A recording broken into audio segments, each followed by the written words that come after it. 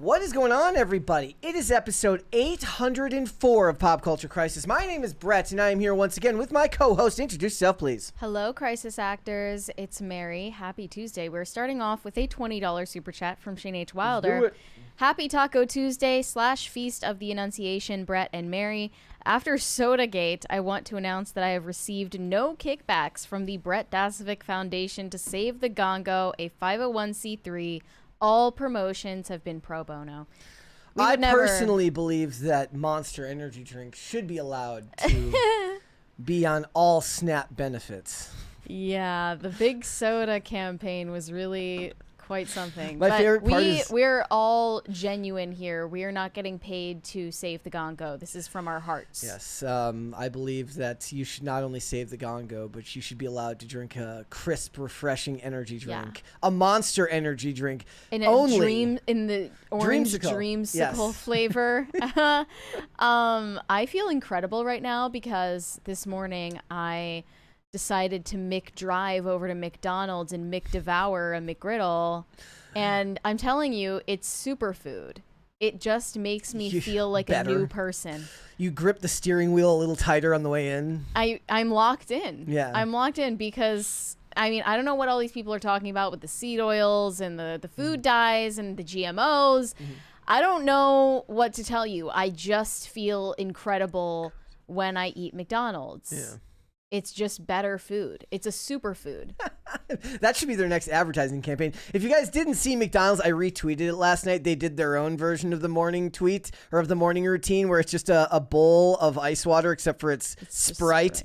And it says Sprite on the side, and it says like morning routine. It says 4:04 a.m. Just imagine dunking your face into a bowl covering your face in sugar water, basically. My timeline last night on Instagram, like overnight switched. It was nothing but his videos and people mocking his videos. Now it seems that Ashton Hall doesn't know people are making fun of him because he's accusing all of them of like stealing his idea. Well, there are they're just making a parody of your video.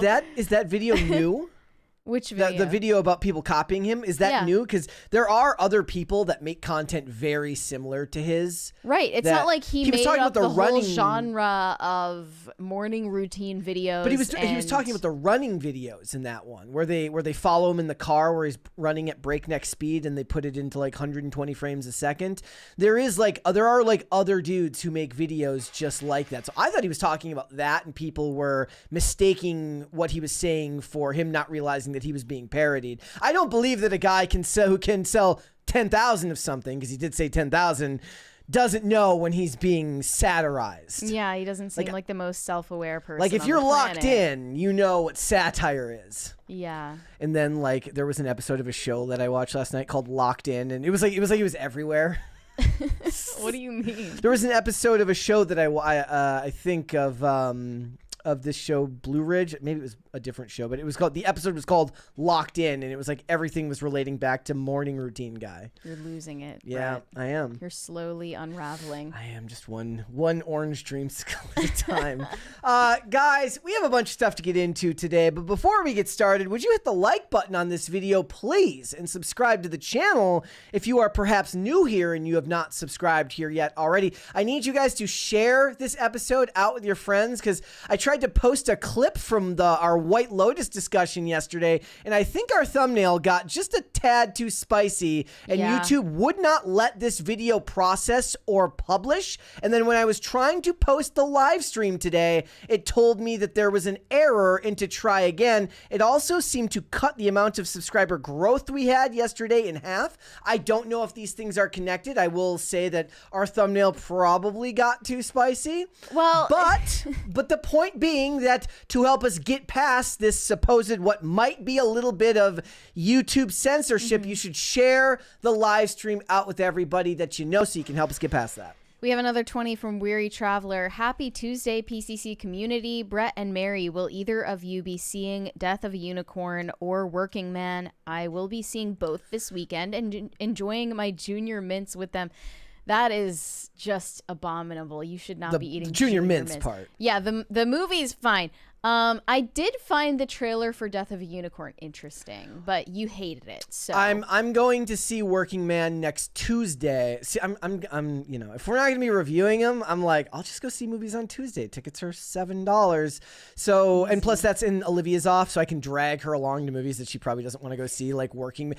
I was like, let's go see Working Man. She goes, what's that one about? I'm like, I don't even tell her what it's about. I go, it's a Jason Statham movie. She goes, oh. Back to what you were saying about our White Lotus upload, though. Yeah. I want to just say I resent the fact that we live in a world where on TV there is just straight up insist. I will just say that instead of the actual word. Yes. They were insisting on an episode of White Lotus, and we're not allowed to simply talk about it. Yeah. That's so bizarre. Like, that's so schizophrenic. Like, our culture is at a point where it's normal and appropriate to sit in your living room and watch insisting brothers on a mainstream TV show. But it's not acceptable to start a discourse about what that means. Yeah, and the for thing our was culture. is I didn't think that our discussion in any way was all that. No, we just crazy. referred to it as exactly what was shown. But Exactly. we're not allowed to do that. And I find that really disturbing. So the best thing you guys can do to help us is to share the episode out. We need all the help we can get. So that we can get past the censorship, ladies and gentlemen. But we do have a bunch of stuff to get into today. So gentlemen, if you are single, there is news on the horizon. It seems that Sydney Sweeney might just be single as well. She has removed pictures of her kissing her fiance and added a new photo where she vague books like all good millennials do about it's a new age for her in life. So guys, get your husband resumes ready. You might be next on the market for Sydney Sweeney. You might have to have like some money. I don't think she's gonna date a nobody, but her husband just he was the most normal looking dude. Her fiance, excuse me, was the most normal looking dude you've ever seen. He was handsome, relative to what people think of her. Certainly wasn't terrible looking. Yeah. And anything that goes with her dating will be hilarious because it'll give us stuff to cover. Exactly. Kind of like Pete Davidson. Well, look, it's too late for Glenn Powell now. He's moved on. Yep, Sydney, he's got better things to do. I guess she's gonna have to date Brandon Skenlar or whatever his name is, who looks like Glenn Powell's stunt double. Yeah. So we're going to talk about that. We are going to talk about Haley Williams, who seems to have a PhD in cringe merch. She's very, very good at finding merch that's designed to own the cons. Yeah. So we are going to talk about that. She's just... It's sad. It's sad when you can see someone totally go nuts in real time. Like, she is not recognizable of her former self. And if you guys remember Bonnie Blue, she's likely known for faking a lot of things on camera. One of which is that she recently faked getting pregnant to supposedly help get a person she doesn't know IVF treatment. I don't know if that person was in the gongo. I can't confirm that. But apparently her and the other girl, Lily Phillips, both faked their pregnancies because we live in crazy times. We live in a society. I tried to not do that one. So, guys, remember, share the video out. We want to get as many people in here as possible. We got a bunch of stuff to get into. If you're ready, Mary, we can just go. You ready? Yeah, let's go. Let's go for it. Against what the naysayers might add to this conversation, Jake Paul is allowed to find love. He just announced his engagement to actually someone I had never heard of, but you had heard of her. Her name is Jutta Leerdam, and she is a speed skating world champion. She won the silver last year, and I knew that this person existed because there was like a very iconic clip that was going around Instagram like 3 or 4 years ago where she had the cap on that you wear when you're speed skating, because you have to wear the cap because it's aerodynamic, I assume, to keep the hair out of your face, and the glasses. And she takes it off, and her hair like falls out of the cap. Like the Not Another Teen Movie. Yeah, takes out and they were making like hype reel thirst traps of just the hair escaping the cap. So I knew the name, and then I was like, I wonder how these two even, like, you know that this did not happen naturally. He very likely slid in. He skated into the DMs, most likely. They say he speed skated into the DMs. Jake Paul and Jutta Leerdam have been together for 2 years, first connecting on Instagram. He slid into the DMs in 2023. After both had ended previous relationships, Jake Paul had recently split from on-again, off-again Julia Rose, while Jutta Leerdam had broken up with fellow Dutch speed skater Koen Veerwege, I don't know how to say that, in August 2022. And they quickly became inseparable, moving in together in Puerto Rico while frequently traveling to Europe and the US. Their relationship blossomed on social media, where they shared their adventures and growing bond. Now, he has posted their engagement photos and captioned it, "Engaged to my baby best friend."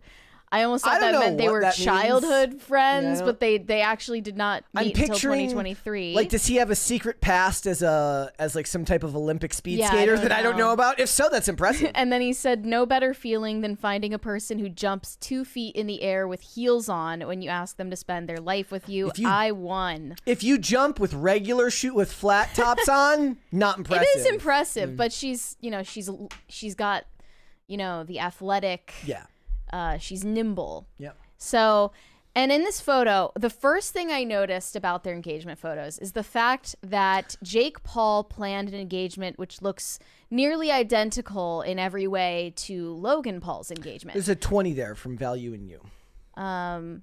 Mary, you just nailed it. Society has no problem with showing the controversial or gross thing, and then YouTube censors a sane discussion about it. So strange. That's why it's infuriating, and I hope that we can overcome this eventually, but until then we'll have to censor ourselves. But you can see in the comparison between these two photos, not only is this on a mountainous scenic backdrop, but you also see the railing in the background with flowers over it, and then they're kneeling down. Jake is wearing white, Logan is wearing black in his photo, but Nina Agdal in Logan Paul's photo is wearing an almost identical outfit to what Jutta Leerdam is wearing in Jake Paul's photo. Yep. This slinky white skirt with a crop top that's just under the underboob.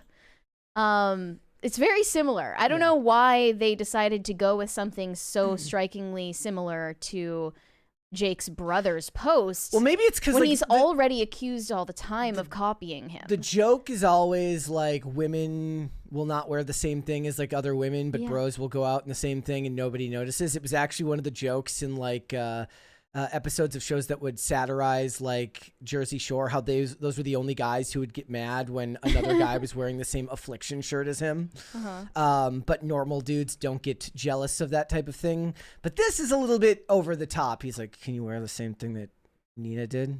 Yeah, like how did they plan all of this? Is it sort of like the Mr. Beast engagement? I would be willing to bet that you can see in the video Mr. Beast posted. It looks really coordinated and choreographed. He did it for content. I wouldn't be surprised if he actually proposed somewhere else privately, and this was done just for the camera because their whole lives are about being in front of the camera. She's doing the thing. She's doing this thing. That's with her. She's putting her hand over her mouth. If anybody's wondering, Olivia did not put her hand over her mouth. She looked so shocked, and I grabbed her hand so she wouldn't. I think I stopped her from doing it. I'm not trying to stop anyone from doing it. I'm just saying I am not going to do it.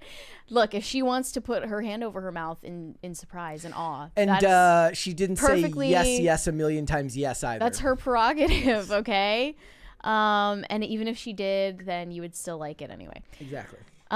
Most of the responses to Jake Paul's engagement announcement were negative, though, because he's not the most well-liked person on social media. I mean, maybe Logan is less popular. Not in terms of numbers, maybe, but he's less well-liked than Jake because of the I won't even say the sewer slide forest video. Again, I have to use stupid words to get around censorship, but the sewer slide forest video that Logan posted back in 2017 will live in infamy, and I think Jake Paul is always going to be a more well-liked Paul brother because of it. But one of the responses said, he gets paid to beat up old people. That's That's Logan? No, Jake does. Jake? Jake gets paid to beat up old people, so. What do you mean? His boxing. He's always boxing some person who's like past their prime. And that's for the joy of it, actually. He doesn't get paid. Imagine having to spend the rest of your life with Jake Paul. I mean, certainly couldn't be me, but, to each her own. I'm sure that she sees something I'm afraid, in him. like, depending on who you are, you're kind of expected to have a take.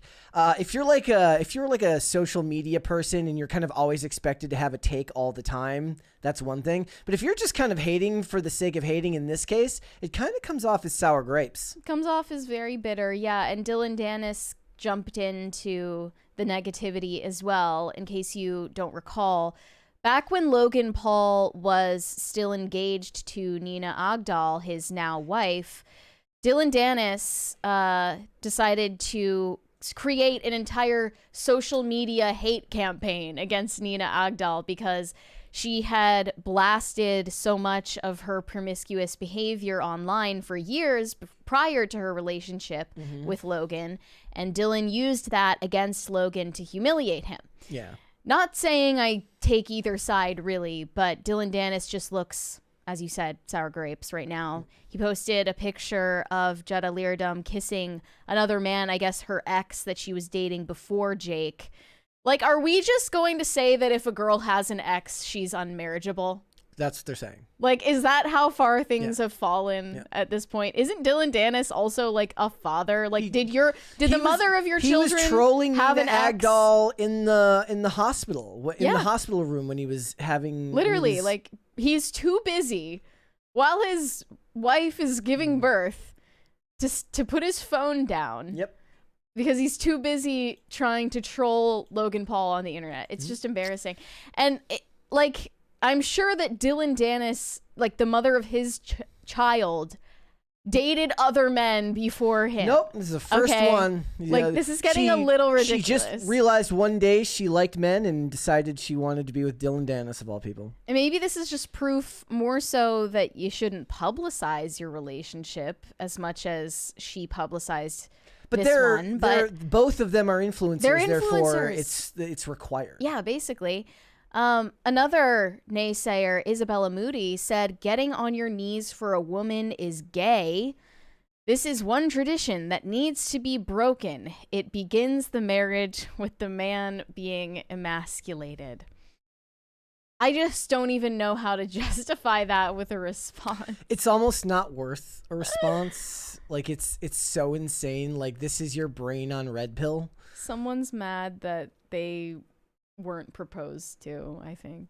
Yeah. She's married, but I don't think that her current husband, proposed to her, given this is her take. So did she propose to him? Is she one of those? Yeah, ones? maybe she knelt down and asked for his hand in marriage, because that totally makes sense. You know what he probably did? So I was reading the article about the origins of getting down on one knee to propose, about how it's from medieval knights.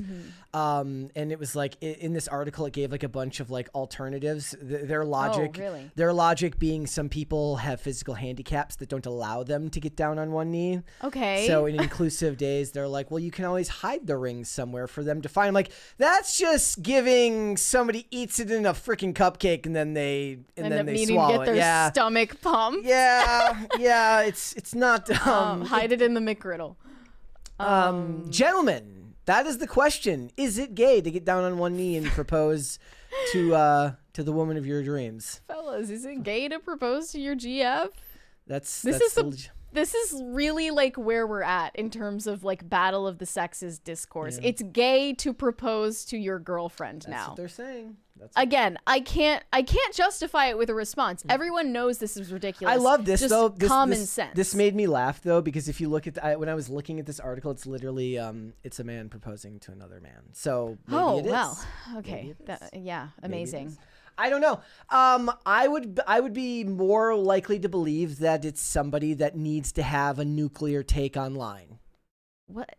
Okay, someone responded to this post saying, I walked in the door and tossed a cheap ring at my wife and told her we were getting married. We're still together. She has the same $40 ring.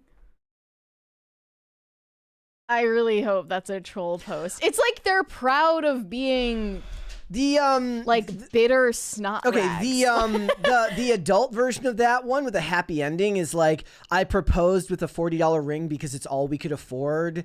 Now, years on, I got her a new ring, but she still loves the $40 ring the most because it's all I could afford when we fell in love, blah, blah, blah, blah, blah. That's the rational version of this, not the chronically online whatever the hell this is bullshit. There's so much like try hard machismo energy and no one is finding it convincing. By the way, like if you take the time to leave that as a comment somewhere, you're automatically not as masculine as your post suggests. Because you took the time to actually make the post, which is worse. Yeah. So, sorry, gentlemen. If you're going to propose, you're going to have to do it in some way that actually shows that you understand any sense of tradition whatsoever. Just do it the right way or don't get married, okay? Just do it the right way. Hold to tradition. I was going to ask, is this if a guy's like, sorry, I can't. Have you ever seen the ones where they take their shoes off so the shoes don't get dirty? What? Yeah. So guys like, sorry, these are expensive pants. I can't get down on one knee because I don't want my knee to touch the ground. Oh my gosh. Is this a deal breaker, Mary? That's so effeminate. I can't even believe that's real. Yeah. I can't soil my expensive pants. The shoes are the ones that you would actually see, like pictures of a guy takes off the Nikes before he proposes. I can't. If you're that much of a pansy, don't bother. I wonder if that guy also has an issue of like asking her father, or is he like, I didn't ask her father for her hand in marriage. I told him I was marrying her. He probably also has an issue with asking for extra napkins at the drive-thru window. Okay. He has a lot of issues. Okay. Whoever that is. I would be interested, guys. Let us know down below. Did Jake Paul do it wrong here? Should he have just stood up? He's done a lot of things wrong. This is, I have to say, not maybe what one they're of them. saying is like he comes out with like a plate in a thing and he like takes it off like he's a waiter. Like he's about to show her like a chicken. steamed lobster. Yeah, he's like with crystal cutlery. Maybe if he were Gordon Ramsay, that would make sense. He could do that. Okay. All right. Let us move on then. Everyone is talking about the insane glow up of Meghan Trainor. So she originally became famous, honestly, because everyone was calling her fat. I remember this. It was 2011, 2012 when she first blew up and came onto the scene as a pop star. She makes all this doo-wop music. I never liked it. I always hated her music, to be honest. And I hated the fact that her whole marketing ploy at the time was being plus size and normalizing that and trying to be one of the earliest body positivity advocates through her music, including the single All About That Bass. The entire point of the song and other songs of hers was normalizing being fat and telling women that that's actually more desirable than being skinny. Her MO was actually putting down skinny women so that fat women could feel better about themselves. I mean, that's kind of bold. Yeah. You know what? It's more honest than saying everyone is beautiful. I'm not body positive. I'm skinny negative. Yeah. I'm saying that is more honest than the usual messaging we see that everyone is beautiful no matter what and everyone looks great no matter what. She's like, actually, you are not beautiful because you're skinny. But now Meghan Trainor has unveiled a new physique with dramatic weight loss, and a lot of current and former fans are expressing shock and dismay at what they see because allegedly she has used Ozempic to get there. And in this photo, you can see she's conventionally attractive in a way she wasn't before. Yeah, she would have fit right in early 2000s pop music. Yeah, it's just funny because looking back at Meghan Trainor back in, the early 2010s, she, by today's standards, was not even plus size. She, nowadays, you just saw her they would call her mid-size. You saw her at girls like that at the gas station all the time. Yeah. These days, Meghan Trainor back then is like almost what we consider skinny in this country. Things have changed so fast. Our standards have changed so fast. And now we're swinging back to a point where skinny is the beauty standard. I suppose it was always going to happen like this, either A, because medicine would be invented that would allow Americans to stay lazy and get skinny, or B, all of the ones who are bragging about being fat would just die, because that's what happens when you get comically obese. You die. I thought we're like going into a recession right now, right? Am I making that up? We're going into a recession. Yes. So theoretically, you would have a status marker in being overweight because that means you have an abundance of food at your disposal. But then there's also another status marker, which people are calling, they're forecasting this fashion trend. It involves just kind of wasting food. Like wasting food, throwing food away, doing photo shoots where you're just like mistreating food and things like that. That's a trend that's being forecasted right now ahead of a recession, but that also signals abundance while remaining skinny. Have you ever seen those videos of the guys in Africa like wasting water as a status symbol?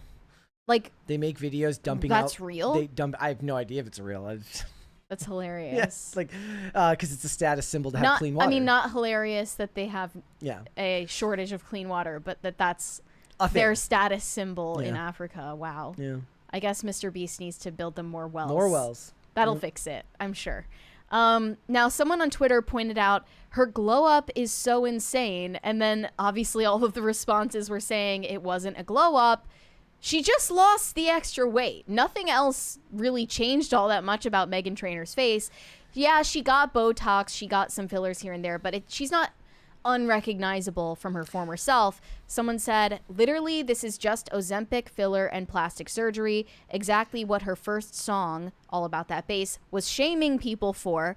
Meghan Trainor, they will never make me like you. And another one said, it's very sad to me how you can't think someone is beautiful at any size and equate losing weight as glowing up, as if Meghan was ugly to begin with. Maybe what she's working towards is a future role as like the mom in a Spy Kids reboot. I don't even remember the mom from Spy Kids. That's even better. She can. Was she even in the? No, but her husband was. He was the kid. Oh right, she's married to that guy. What is his name? Daryl Sabara or something like that. Yeah, that's so. I call him Sabaro. Like, how did they meet? I just want to understand. Spy Kids premiere. Like, was it Araya? Maybe he likes doo-wop music. I think it was a Raya hookup. Yeah. Something beautiful always starts on Raya. No, I'm just kidding. Look, the hypocrisy is nothing new in this industry. Yeah. I find it less offensive because back then, I guess it was her identity, but it was a corporate-backed identity rather than like something that started on social media and then thus proving the hypocrisy to be somehow more thorough.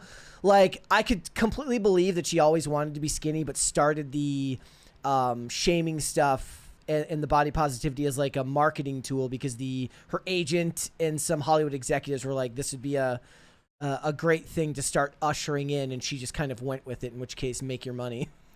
Well, I don't care. That's another term I realized they retired after the 2010s, curvy. Remember when everyone would call obese women curvy? The fattest girl you know would call herself, say, you can't handle these curves. Like, they no, were always talking those curves about would literally like steamroll me. They were always constantly calling themselves curvy and talking about their curves. You never hear those terms anymore. They're just okay with being planets now. We have another 20 from the Manic Mustache. Late as usual, but apropos to sad proposals, I found a pearl. My oyster broke my tooth, and I knew that was the moment I needed to propose. She still has the pearl after years of marriage. I still haven't fixed my broken tooth. That's extremely charming, if that true. Hopefully you're not just telling us like a creative writing project. But that's cute. Yeah. Yeah, I support that. Good for you. It's spontaneous in the moment. Yeah. And, you know, Meghan Trainor, after making her entire brand about being one of those curvy plus-size women, has admitted, more or less, be it by way of Ozempic or just normal dieting, that she actually wanted to be skinny all along. I guess nothing new there. I guess the philosophical question is like, does it even matter? Do you see the stuff going around where like Ben Shapiro is like, who cares who killed JFK? Who cares? He's like why do you want people. He's like 70 years ago. Who wants to know? Like, who cares? Maybe the philosophical question is like, oh, I got skinny. Was it Ozempic? Who cares? Like, is that what they're saying? They're like, look, it was 3 months ago. Who cares? Well, you're going to know who used Ozempic to lose weight by who gains it back, I think. Yeah. I mean, not necessarily in this way to tell. In this country, though, that you'll just be medicalized forever. So unless there's Permanent a reason patient. to stop taking it, then I believe that you can become Ozempic resistant. You just have to keep upping the dose over and over and over again over time because your body just becomes resistant to it. I also wanted to point this out. An old headline about Britney Spears resurfaced from the 2000s saying Britney's bigger than ever. The former wholesome pop princess can't stop binging on those junk fried food. chicken calories will kill you. The pizza will kill you. So they have photos I kind of showing love that Britney's Red Bull, diet. I love that Red Bull hasn't changed their logo in like 20 years. Red Bull, fried chicken, vanilla lattes, chocolate, popcorn, and pizza. And then they show this photo of her where, well, she's very clearly not overweight. And she was being excoriated in the media for looking like this in such a different era. This dude back here is my spirit animal. He looks like he's having the time of his life. Literally her on the same day when she's not crouching down. Yeah. Right? Yep. And this is the type of media that kind of sparked the body positivity movement. I do love they got like the moment of climax in the Jamba Juice with her eyes closed. I would never see Ben Affleck looking like that. No, not at all. But then Allie on Twitter says the body positive stuff went way too far, but can we all at least admit that it was necessary at some level in response to the 90s? No, I don't have to admit anything. No, we don't. We actually don't have to admit shit. Here's the thing. Like, you should take care of yourself. You should eat as healthy as you can. But I don't really need Hollywood to tell me what and how to eat. I've got morning routine guy to tell me what to eat and the Saratoga water to buy. And I don't need Britney Spears to tell me where her organs are. Exactly. I don't want to. I just want celebrities to kind of look. There's an argument to be made that there's also great actors that aren't like the pinnacle of beauty, but when it comes to pop stars, that's not really the same thing. Mm-hmm. Like actors make sense in all shapes and sizes because the world is full of people in all shapes and sizes. I do believe that when we're talking about like superhero movies or action flicks, they should be idealized, but not all entertainment needs to be that way. I just don't buy the idea that heroin chic is making a comeback. When you look at the most popular pop stars right now, including Addison Rae and Tate McRae. I mean, I think they're thinking more Ariana Grande and the fact that she looks like a quarter. If you spin her, she disappears. She's already on the way out as a pop star. She's not even relevant anymore. When you look at the new ones, including Chappell Roan too, these are all healthy women with plenty of meat on their bones who are not chubby or overweight or obese. We're back on. There's nothing controversial about it. It's just that we don't want to celebrate fatness anymore. Yeah. It's as simple as that. And that's okay. You don't have to. It's more than okay with me. Okay. All right.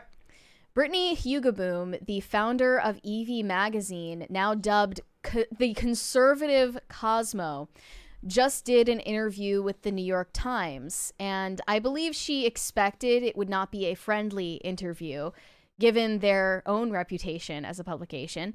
But she says, we recently moved to New York City and talked to the New York Times about how femininity is making a comeback thanks to Evie magazine and 28 Wellness. She's also referring to her startup, which is basically for hormonal cycle syncing with women's nutrition and fitness routines. But Evie magazine was the star of this piece. And I think that they wanted to focus on it because it's revelatory about the death of hashtag feminism and pop feminism that was really the ideology du jour of the 2010s, and it took over women's media with no competition until very recently. Evie magazine was ahead of the curve on that. They launched in 2019, and I have been aware of it since almost the very start, but I never expected it to grow as exponentially as it did. And it was because they showed up on the scene at just the right time when there was an appetite and an audience for this, and no one else was providing it. So I looked at the New York Times piece, not expecting to see anything all that flattering about Evie or about Brittany Martinez. Here was the title. They say, "What conservative Cosmo thinks women want." They're already implying they don't know. Mm-hmm. The Evie reader can work. She can be a mom. It's her choice. It's just not feminism. They start with, "Does Brittany look oppressed to you?" Gabriel asked, gesturing toward his wife. Mrs. Hugaboom did not. The model, clad in thigh-high black boots, was perched on a cream-colored couch in the couple's new apartment, poking fun at her critics. Hugo Boom sounds like a fantastic name for a comic book character. It is a great name. It's an imposing name. As editor-in-chief of Evie, a women's publication opposed to what she calls modern feminism, Mrs. Hugaboom has been accused of participating in her own subjugation and undermining women's rights, claims she finds ridiculous and unfair. There are all of these people who are so triggered and angry that we exist. She says those seeking left-wing views had other publications to read. Why can't there be one that offers women an alternative? The Hugabooms are co-founders of both Evie and 28, a menstrual cycle-based wellness app. Through 28, they sell a supplement called Toxic Breakup that encourages women to quit hormonal birth control. And they also mentioned the clothing released by Evie, the controversial sundress and the raw milkmaid dress that started wars online, even within the trad community. She says, "We want to build the one-stop shop for femininity." The trad community. Are you going to claim that that's not a thing? No. Continue. There is such a thing as the trad community. Continue. And they have their own factions therein that war with each other. And I see it happen. They have, constant reasons for outrage and debate. Okay.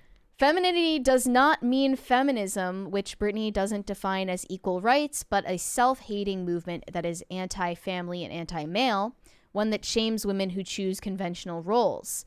Despite running two companies, she is particularly critical of what she calls girl boss feminism.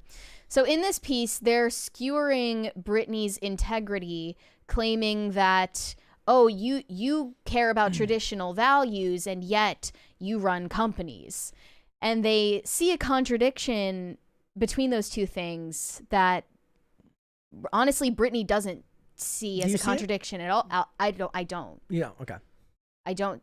I think that there is a faction of these, like, super trad people who think that women should do nothing creative or industrious outside of birthing babies. It reminded me of the... That's not the majority. It reminded me of the Meghan Kelly clip from a couple weeks ago, where she talked about women being able to have everything that they want.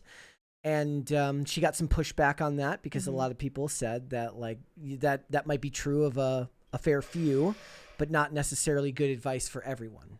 This reminds me of this new term. I don't know if you've seen it yet. It's called pink collar jobs.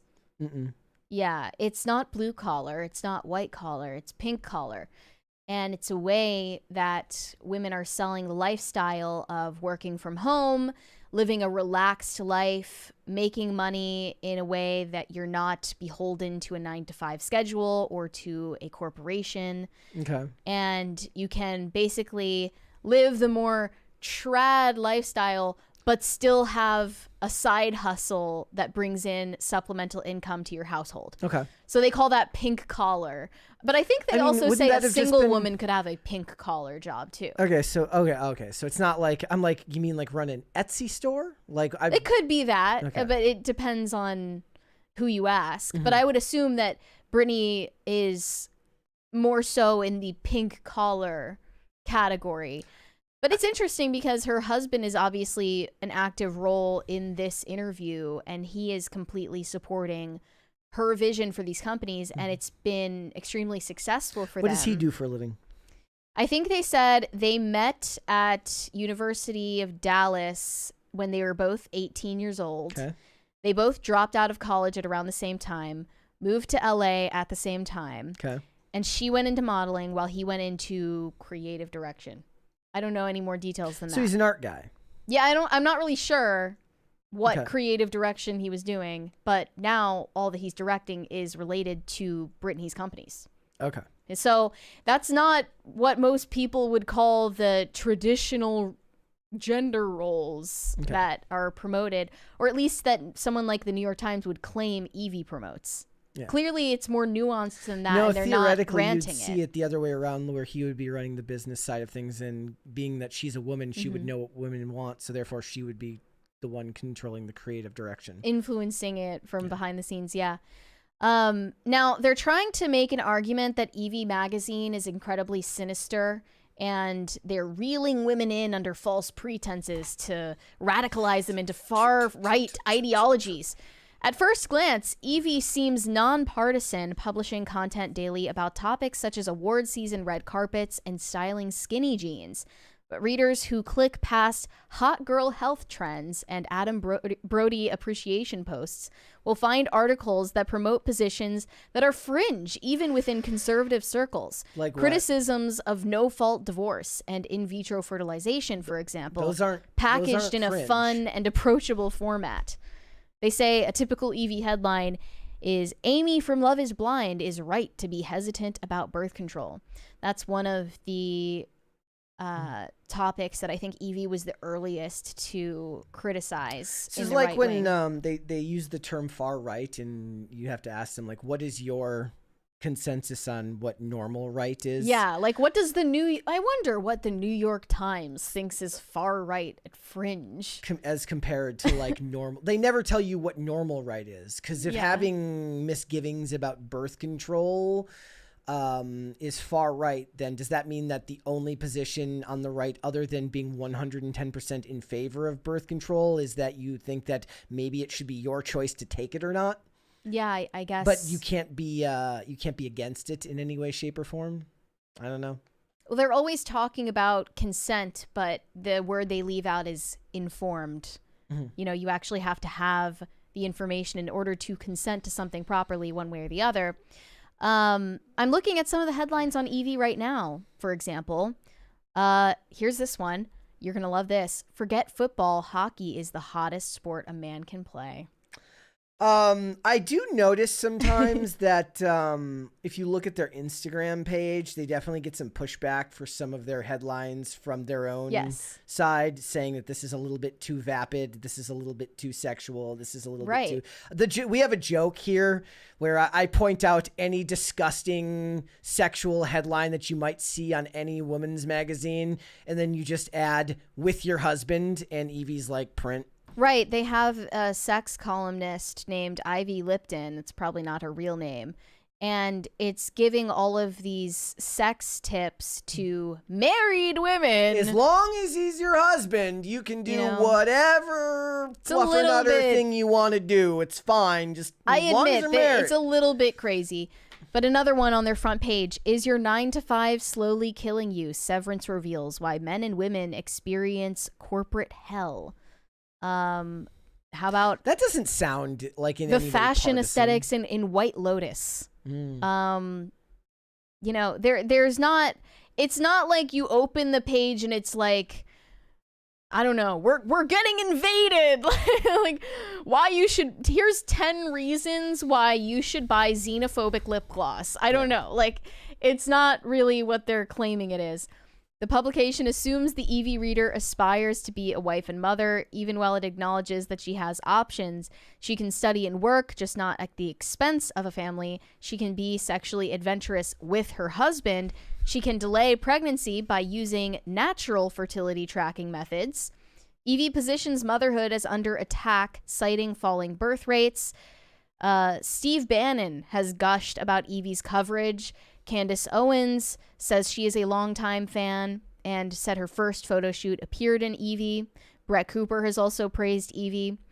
And even critics of Evie acknowledge the appeal of its messaging, saying it's a perfectly pretty gateway drug. Oh, it's the alt-right pipeline. It's going to send women down the alt-right pipeline. 1 second you're looking at xenophobic lip gloss, and the next minute, you don't like birth control. Anything could happen. It's a pretty gateway drug to ideologies which exist to protect the privileged and further disenfranchise the marginalized. Okay. Like, they just don't know how out of touch they sound, They don't, I know they're acknowledging the appeal that it has. Well, okay, try to learn from that. Learn from the mistakes that feminist media made at Jezebel and The Cut and Mary Sue in the 2010s, which are now crashing and burning, and no one is interested in it anymore. Evie is growing. I know they're smaller than, like, you look at Cosmo, they're smaller in sheer numbers, but they're growing faster. If the idea here is you're comparing it to the Mary Sue and all of those, most of those ran on venture capital. So I'm assuming that they're not running on venture capital here, that this is just their own operation, in which case they've got an advantage. It's both. It's both. They have investment, and they also have subscribers and ad revenue. Okay. So it's both and. From a completely outside perspective, as a dude, I would say that maybe the biggest difference that I would see between something like this and, say, a Mary Sue would be that articles from the Mary Sue tend to be heavily leaning towards snark. There's a lot of snark and a lot of sour grapes in most of it, whereas most of what I've seen from this stuff, outside of what I think to be some of the cringier stuff about sex, at least seems to be a pretty, real attempt to connect with ideas.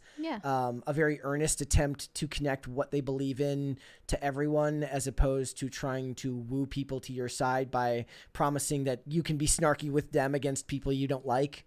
Yeah. If that makes sense. Well, the success of a publication like Evie can be almost entirely owed to the hubris and oversights of publications like Teen Vogue and 17 and Glamour and Cosmo and all of the big names that were on shelves that are failing now. And they can't seem to admit defeat. And I think the best ideas come about when someone sees a desire that they have that's unfulfilled, and they're going to create the product that doesn't exist yet. She said she loves pop culture and fashion, but the publications she read to learn more about, say, Taylor Swift, also featured articles about polyamory and Marxism, and nowhere could she find much positive content about marriage and motherhood by comparison.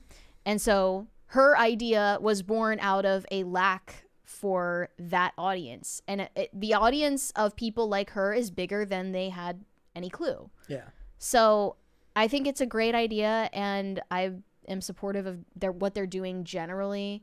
Missteps aside, I'm not a huge fan of the way they marketed the raw milkmaid dress, or I'm not a huge fan of their sex column or anything like that.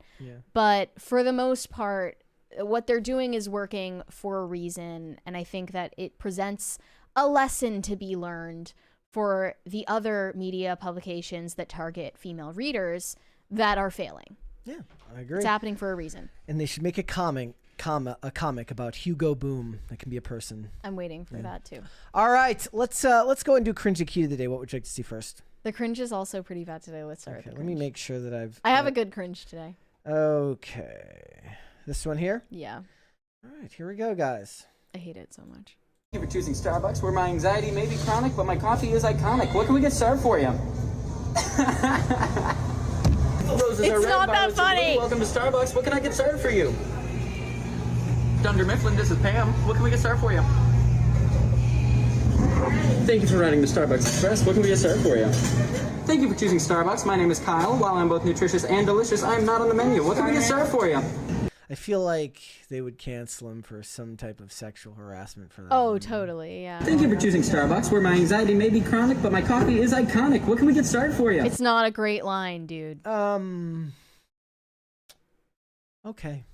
There's more. Oh, it keeps. I thought he already did that one. Jesus Christ. Oh. Thank you for choosing Starbucks. I am stressed, blessed, and pumpkin spice obsessed. What can we get served for you? Thank you for choosing Starbucks. My name is Jason Derulo. What can we get started for you? That was a horrible impersonation of that particular. Yeah.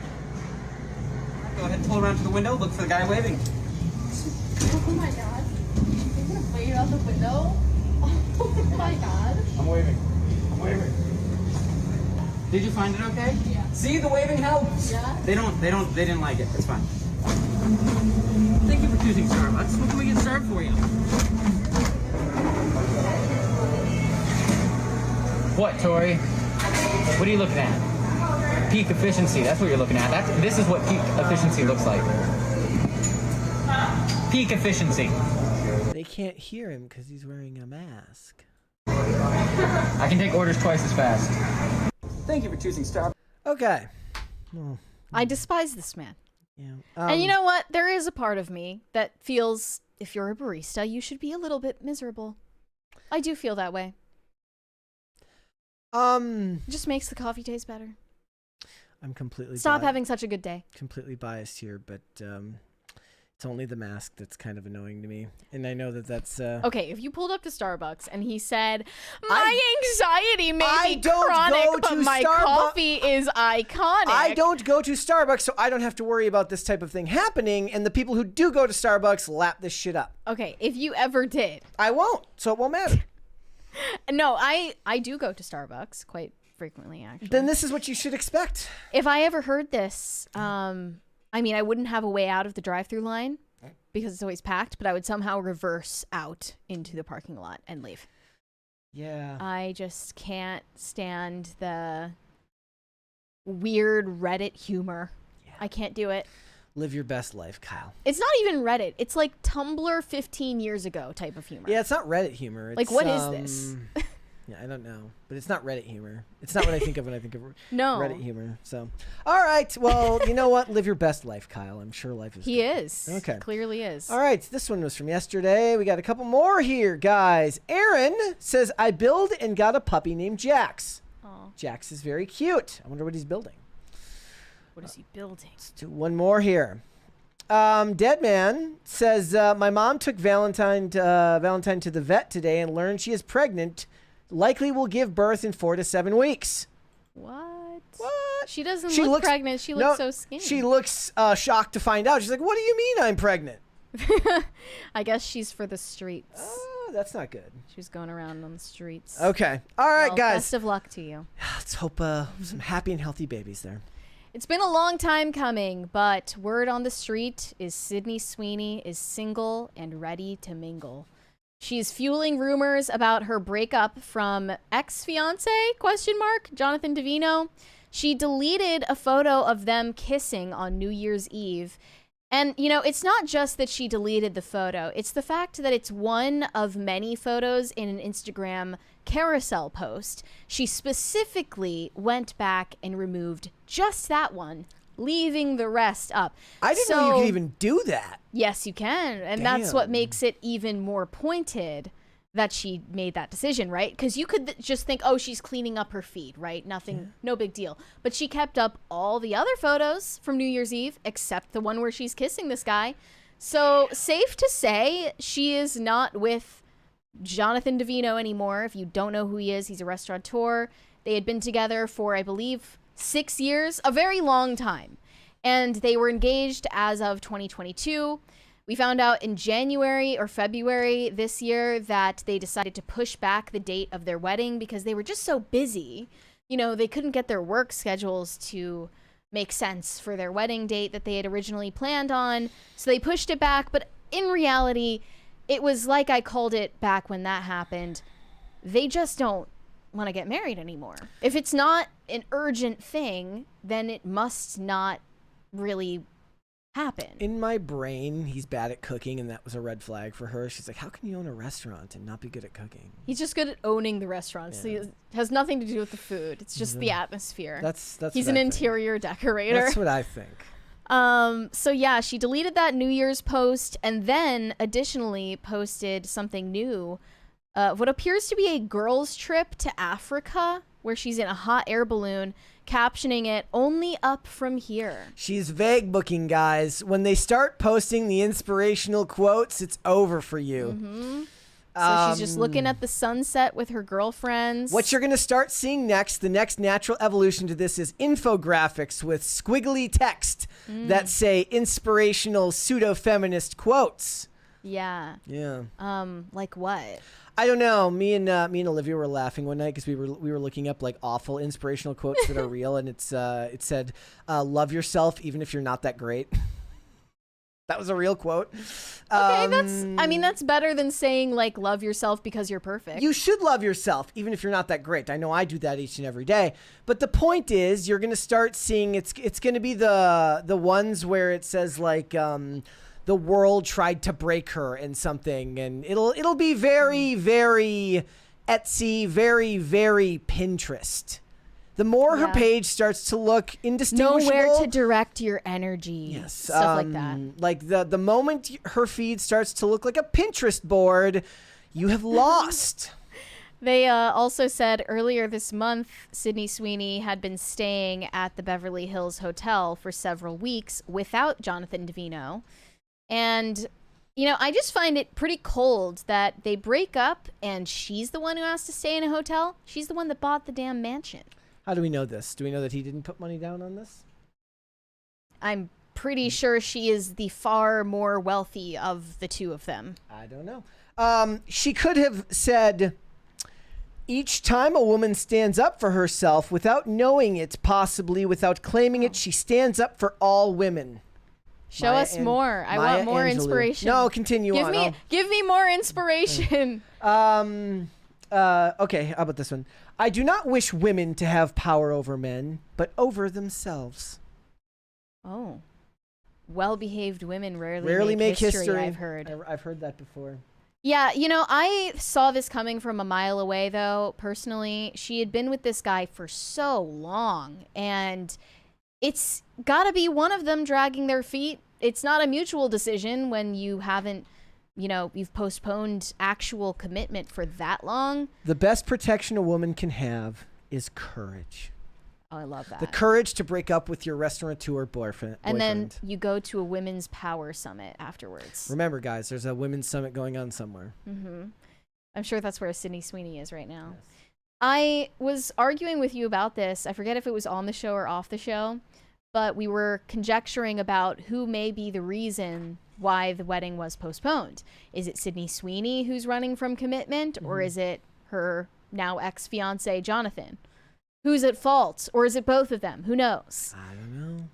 I would presume that it's because, you know, usually what I see in real life is that it's the men who don't want to make that kind of commitment. See, I don't know if I buy that in this case. Her life is the one that drastically changed in the last few years with success and fame. I would be more willing to believe that she was the one who's like, hey, hold up. Okay, I'm going to be working a lot. I'm making a lot of money. Like, I don't know if I want to rush into this now. Glenn Powell's kind of handsome. Like, stay over there. You change a lot as a person going through that much of a shift as well, I'm sure. I don't know. So maybe she's just not the same person she was when they first started dating. And she's far more successful than she used to be when they first started dating as well. Yep. This reminded me, though, of a clip that went insanely viral on Twitter showing Cristiano Ronaldo's explanation for postponing his own wedding, his own engagement. He still has not proposed to his girlfriend, Georgina, who is the mother of multiple children at this point. And they live together. They for all intents and purposes, live as if they are committed for life. But he refuses to put a ring on it. And you can see in this clip his explanation for why is that he's waiting for that click. There's got to be a moment of inspiration, he said. They're speaking in Spanish, so I'll just read the subtitles. They're always talking about the wedding. When is the wedding? Georgina says, since Jennifer Lopez's song The Ring or When came out, they started singing it to me. And, well, this is not up to me. And Ronaldo says, I always tell her when we get that click, and he snaps his fingers, like everything with our life, and she knows what I'm talking about. I don't think she does, bro. I don't think she knows what you're talking about at all. And he said it could be in a year, or it could be in 6 months, or it could be in a month. for all he knows. But he says, I'm 1,000% sure that it will happen. Just not now. He's literally leading her on with like a little piece of cheese on the end of a string. And I saw this. I just knew people were going to get so heated about this on both sides of the issue. There are going to be a bunch of men saying he's making the right choice, a bunch of women who are infuriated at him for not committing to the mother of his children. As far as I see it, it's just illogical, because if you are having children with somebody, that is already a lifelong commitment and a financial commitment times 3. I believe they have 3 kids at this point. So what exactly is the commitment you're running from that you haven't already made, besides just the ability to hook up with other people and, you know, eventually leave her? Right? So what is the logical outcome or here? He's gay. He might be gay. Some people were saying that. Is the logical outcome here that it would be better for him to have just split up with her and not been with her at all? That way he's not leading her on? Yeah. Or to just go ahead and get married? Well, the thing is, she's probably, you know, satisfied enough with the status quo because of the lifestyle she's provided. However, clearly she wishes she was married. Wow. She wishes that they were married. Some women wish for ponies and all sorts of things, and they don't get what they want. The sad thing is that she was with him before he was this massive success. Yes. They were together for which eliminates, that whole time. that's one of the hardest things for somebody in that position to really get out of their head, right? Is like, how do I know that anyone, like, you think that Jeff Bezos is like, Lauren Sanchez really loves me from me. That's what she does. She loves me. She from might. Me. Press X to doubt. But the point being that that kind of eliminates one of those hurdles. But he would do best to not lead her on and say, like, look, I don't want to get married. Like, I would have more respect for saying, I don't want to get married. It's not going to happen. Yeah. If you want to stay, you can stay. But I'm sorry, it's just not something I can offer you. It's like he won't more tell her honest, the answer. And it would help her make a more informed decision for herself. But also, she's an adult, and she can infer from however many years they've been together, where he's like, it's a moment, and he's starting to sound like a weird, like, used car salesman. Like, he's selling her a bill of goods.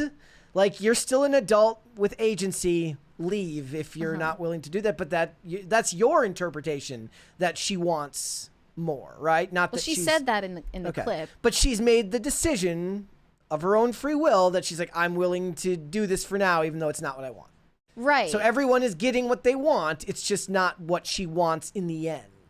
She's getting what she wants because she's okay with it. Well, people are getting placated, and I find it effeminate that he won't just give her the straight answer she deserves, because he's theoretically, like, afraid of how she'll react, I guess.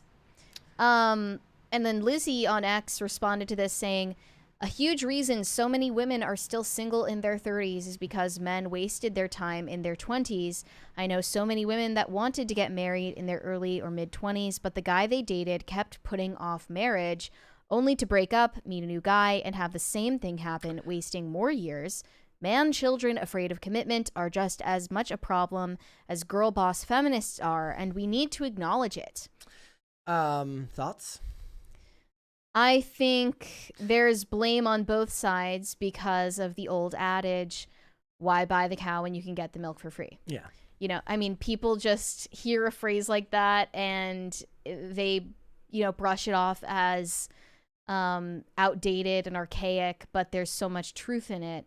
You shouldn't be living with the guy. You shouldn't be having sex with the guy. You shouldn't be essentially acting like his wife, having his children, doing all of these things that are committal when it's not a two-way street. That's all I said about the situation. Clearly, she has made the value judgment that it's worth it for her, but most women are not happy in those situations, and they're not dating Cristiano Ronaldo. They're dating some random average guy. So they'd be better off withholding those things for marriage, as tradition has always advised them to do.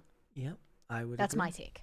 That they need to put a hard cap at the early start of the relationship. Like, this is what I want. Yeah. This is what we're working towards. If you're not looking for the same things as me, then we need to have a discussion, because that means we're probably not compatible with one another. As an adult, should be able to make that decision for themselves rather than to be meek and be led on consistently. They also need their dads to step in probably, but there aren't many of those anymore, which is sad. But unironically, if they had a dad who cared about their future, that dad would step in and be like, hey man, shit or get off the pot. Like, what's your problem?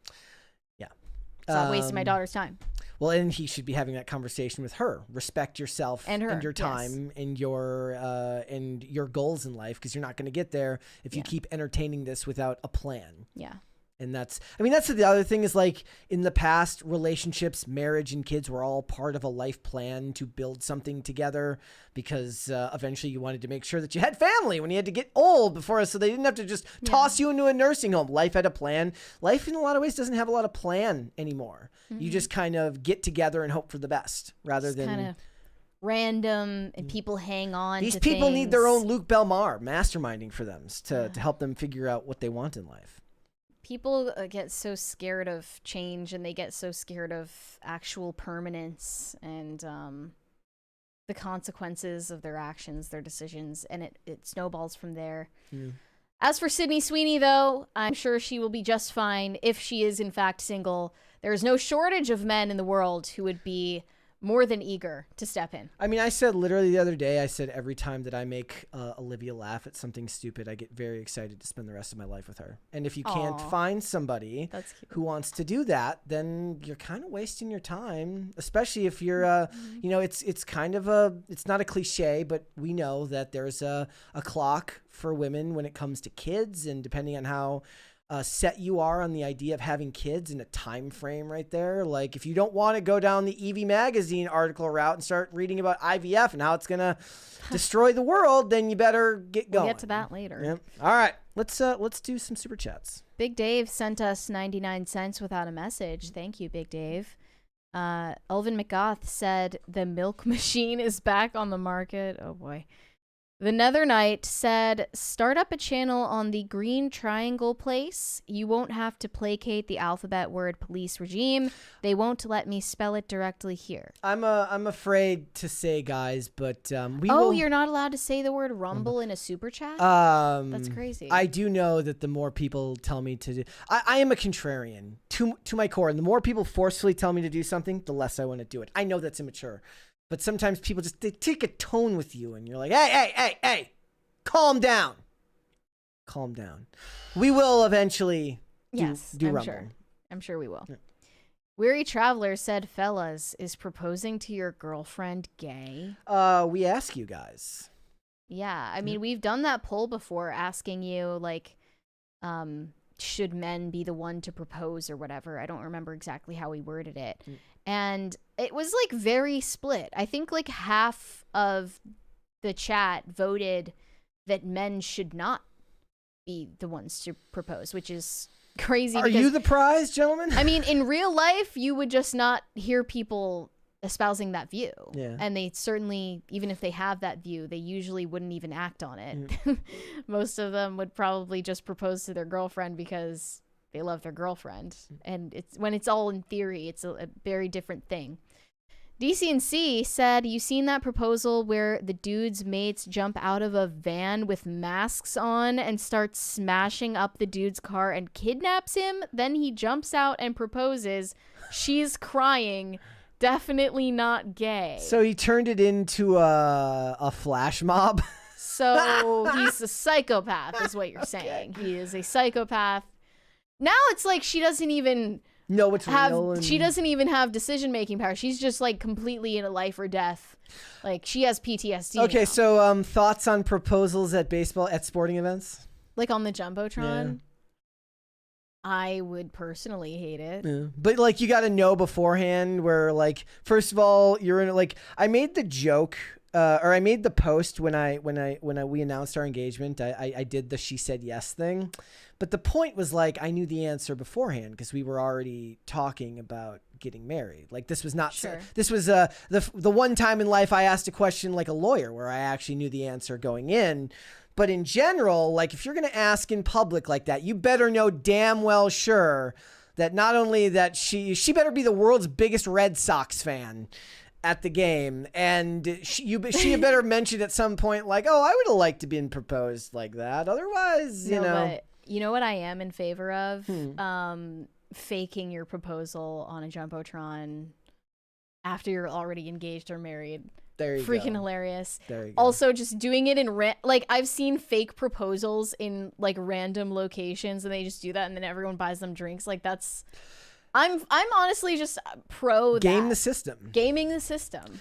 People would do that with birthdays if it didn't come with a humiliating song that they sing you at the restaurant. I've seen couples where they pretend to propose at Disney, and the person is like so embarrassed. Have you seen the video of the That's guy who hilarious. like fake proposes to his girlfriend for a year before actually doing it, and he catches it on camera? That's crazy. No, she's not watching when he does it. Like he does things when she's like looking away, where it looks like he's filming a video. Okay. Yeah. Well, that could go wrong very easily. Yep. But I have seen other examples where he actually does pretend to propose so often that she doesn't believe with a real time. Yeah. That kind of ruins the magic of it, A little bit. in my opinion. All right, let's hold off on the rest and we'll come back after the fact. Hayley Williams has been driven nuts by wokeness and social media. I honestly am sad to see it because she is remarkably talented, undoubtedly, and she is an icon in her own right. I love Paramore. I listen to their music. But Hayley is crazy. I mean, she really has spiraled, especially ever since the election. You saw her screaming about Project 2025 on stage. No, she was not screaming. She was reading a piece of paper that somebody handed her. Yeah. She's like, this is why Project 2025 is really bad. Fear-mongering, constantly making political statements in situations where it's totally irrelevant. Her latest stunt is selling extremely edgy woke merch on her website. First of which says, Hayley Williams is turning your children gay. I mean, we should get Alex Jones to look into this. Yeah, she's turning the frogs gay and your children gay. Here's the description. This is from the person who designed the shirt. I'm Mar, a 24-year-old Venezuelan designer passionate about fusing my love for music and visual art to create eye-catching work. Paramore is the band of my life. Their music, from the lyrics to the electrifying and soothing instrumentals, has consistently inspired my creativity. I'm eternally grateful for this opportunity. Everyone remembers where they were when they saw a specific Hayley Williams look in a Paramore music video that influenced their LGBTQ plus awakening. Really? Everyone? Does everyone remember that? Well, they're saying everyone who's I don't remember that. LGBTQI plus and a fan of Paramore. I thought about the shirt as a playful statement that aims to subvert homophobia, satirizing the notion that simply listening to a particular artist can somehow make someone gay. Does anybody say that? Do people say that? No. I've never heard anybody say that in my entire life. Highlighting the absurdity of the belief that sexuality is a simple, externally influenced choice. Hayley has empowered people to embrace their identities and always be who they are. Thank you, Hayley. So you can buy the Turning Your Children Gay t-shirt on Paramore's merch site for $45 a piece. If that's the kind of message that you want to wear in front of people in public. I find it weird, the type of stuff that becomes marketable merch ideas these days. Something like that. I guess I just don't see this as being something that would have selling power, but maybe I'm wrong. Like, again, even the person's age seemed young for a Paramore fan 24. to me. Yeah. It actually is, yeah. Like, given that, like, Paramore was around when I was in my early 20s and I'm well past 24. So they it just haven't seemed weird been to me. cool for quite a while now. There's this desperation to hold on to music, especially as a culture, as a left-wing ideology, which in a lot of ways makes perfect sense to me because we still joke about how the right can't art. I get it. It makes perfect sense to me, but I do laugh because these types of shirts are designed to be not just subversive, but to be inflammatory in a way to get, people like us to talk about it. And it neither outrages me. It kind of makes me roll my eyes and just kind of clinically ask the question, has anybody actually ever said that listening to music affects your sexuality? Because I don't think I've ever heard a person say that in my entire life. You know what? I'm not willing to discount the idea that what you listen to and what you watch and the media you consume influences your sexual tastes. It's kind of. I think that's within the realm of possibility for sure. But there's also the discussion. Have you ever seen the? I don't think anyone is becoming a lesbian from listening to Decode by Paramore. Have you ever seen the meme? It's Bateman walking in with the headphones on, and it's like me on my way into the gym, what I'm listening to, and it's some pop punk song. Sure. Or they're listening to something like that. Like there's the joke about. There's a reason why there's even a discussion about the idea of like guilty pleasure music or something like that. Or like now, one of the funny ones is people are like, I didn't hate Justin Bieber, but I was kind of programmed to when I was younger. I don't know why. Yeah. These types of things that this person is posting made sense at a time period where you might have been shamed for your masculinity for liking some type of music. I really don't see that anymore. Now it just goes straight to irony where you're allowed to like whatever you want, as long as you portray it in the right way. The straightest dude ever can like Chappell Roan as long as they portray it in some quasi-ironic fashion. Oh, if they portray it in a way that's like, I'm listening to Chappell Roan so that alt girls will like me. Or something like that. Yeah, something like that. Like it's a more nuanced discussion than what this person is giving it credit for, but we might also be overthinking it. It's just odd that people act like we lived in this repressive, puritanical culture in a time like the 2000s or the 2010s. Like, if you even think about the subculture of like emo and pop punk that Hayley Williams was a part of, and still is a part of, I guess, to an extent, like the the emotional vulnerability and sort of effeminate fashion sense and like makeup displayed by the young men in that subculture is kind of nowhere to be seen today. Like, if you're any of those things now, you're just gay. Remember that guy, that super cringy guy, TX2, that we've shown as the cringe of the day a couple times? I was just reading an article about the TikTokification of emo music. And he's like screaming about how he's bisexual and like hates his parents or something. Like, but it's made to be mimetic. Even if he means it, it's designed to be mimetic. Yeah, it's just like so weird to me how people act like I don't know, machismo was like the norm until 2 minutes ago, when in reality, like, obviously, like, these emo kids had long hair, eyeliner, and they wore girls' pants because they did not yet make stretch denim for men at that time for mass production. Yeah, they were literally wearing women's clothing.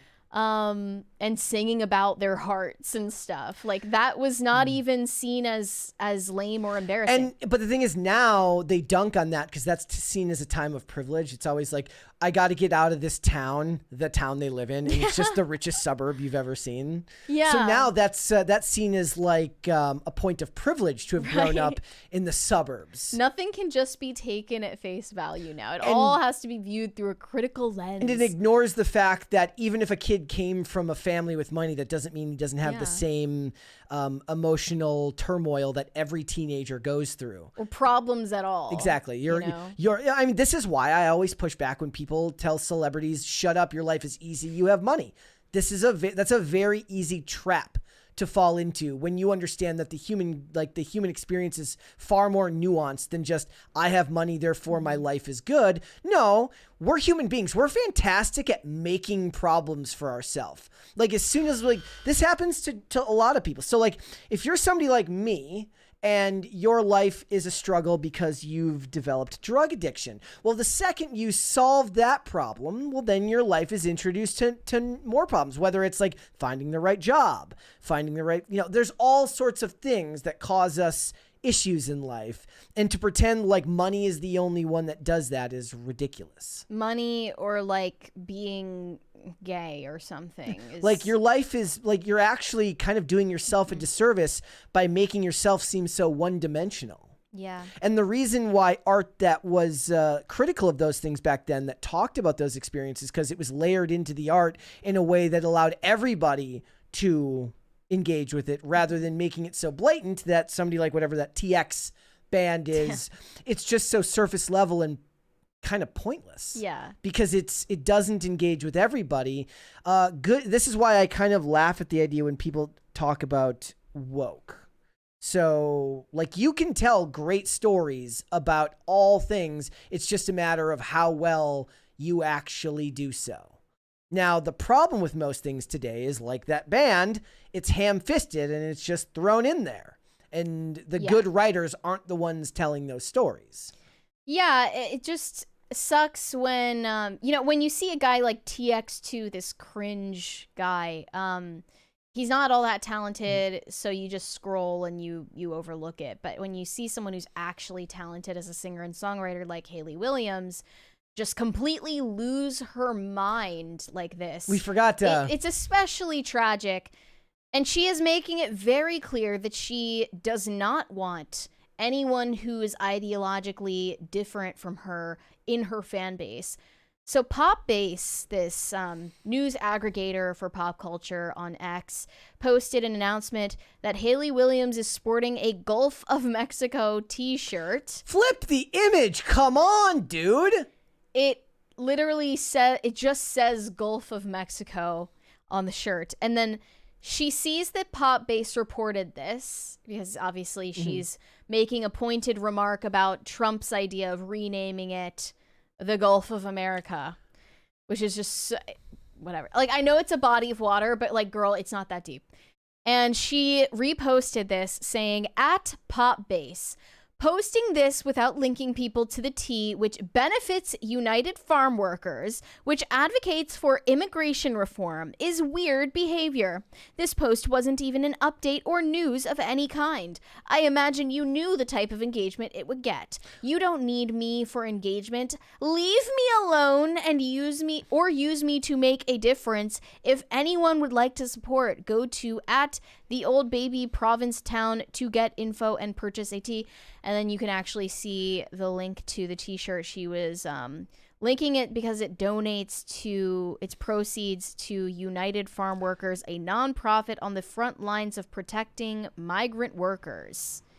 Whatever that means. This is also why you can't ever placate them, because one of my favorite comments down here pointed out how the shirt is $55. Says, I think this is great in theory, but a long sleeve shirt for $55, they're inflating the price so the donation doesn't affect their bottom line. They will still make money on these, and that's kind of icky because they want everyone to be poor, the same level of poor, but they want everyone to be poor because they believe making money is bad, which is where their ideologies come into conflict. They don't believe in profit, yet Paramore is making plenty of money, I am sure. Yeah. Somebody says, I agree. That sounds a bit pricey for a sweatshirt, though not egregiously so, in my opinion. But it's worth noting that they're donating 80% of the proceeds, not profits. I assume 20% operating costs and overhead for staff, materials, rent. I would love to introduce you to most nonprofits where the overhead and the salaries are where most of the money goes. Right, exactly. Bottom line is Hayley Williams has brainworms. She's still talented, but she's crazy. She has just lost her freaking mind. It's I think maybe part of it is that she's divorced now and kind of listless, and she also has abandoned her Christian faith, which was once a core part of the identity of Paramore. And John Trent, friend of the show, pointed that out in his article about this. She says, in her song Careful in 2010, the truth never set me free, so I did it myself. And Zach Farrow, who left the band, said Paramore claimed to be a Christian band and then wrote those lyrics. It contradicts your faith. Not for nothing, guys. If you are in the mood to support a cause, you can support the Gongo by buying a shirt or a mug from us. We swear 80% of the proceeds will go to the Gonganese. We promise, guys. Don't 80% you worry. of those proceeds are going there. So what you're going to have to do is you're going to have to go check out our Teespring. It is in the description of this episode. You can go to our Teespring store. In fact, you know what? Right now, I'm going to add this shirt to the live chat. That way you can click right now and you can help us. Gulf of the Gongo. The Gulf of the Gongo. Yeah, that would be a much more worthwhile use of your money. All right. Let's read some super chats. Shane H. Wilder said, I think we should bring back more of the traditions, like not cohabitating before marriage. No offense to those who do. Yeah, I completely agree. I also just see it as like a... like, for the women specifically who end up in these situations, like they're forever girlfriends, right? Mm-hmm.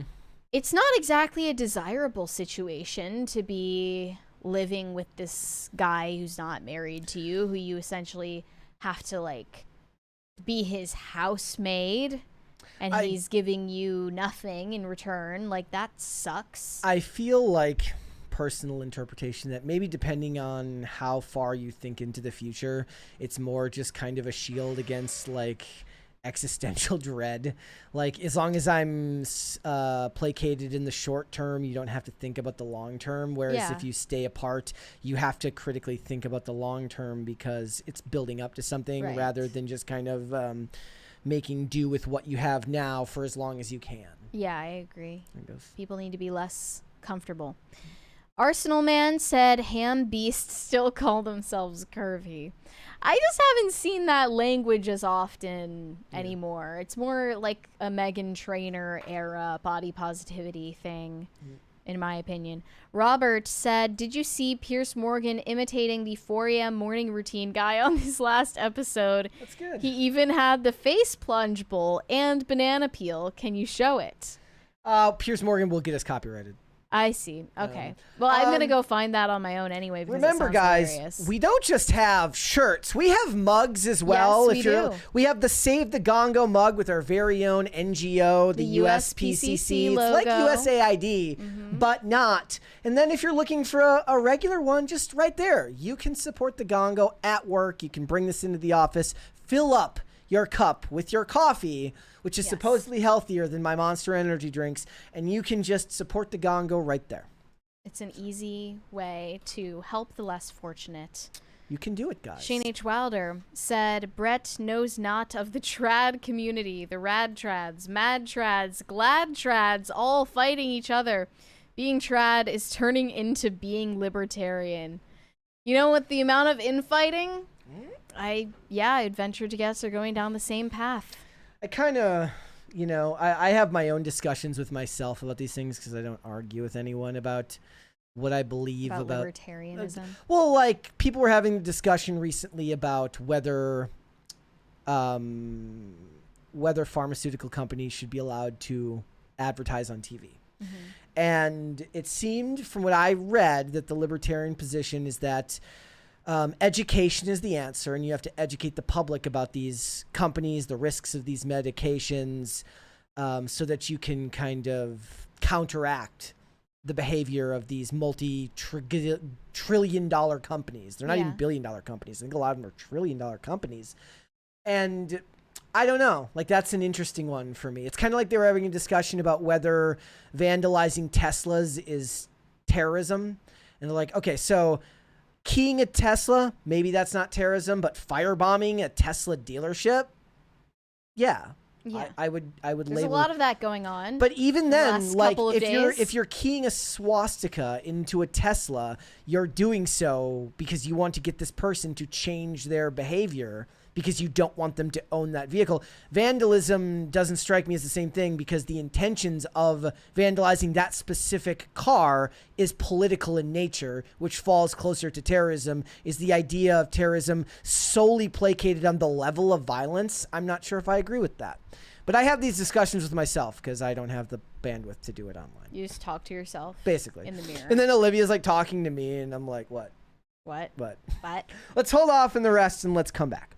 Both OnlyFans stars, Bonnie Blue and Lily Phillips, the ones who hooked up with massive amounts of their subscribers in one go for virality's sake, have faked their pregnancies. Bonnie Blue just openly admitted that she faked her pregnancy, but she actually claims that she did so for a good cause, for charity. Actually, because she's just such a good person. When I think of somebody that's charitable, I think of Bonnie Blue. Yeah, it's not a self-serving attention grab at all. It's actually because she is concerned with philanthropy. This is her calling.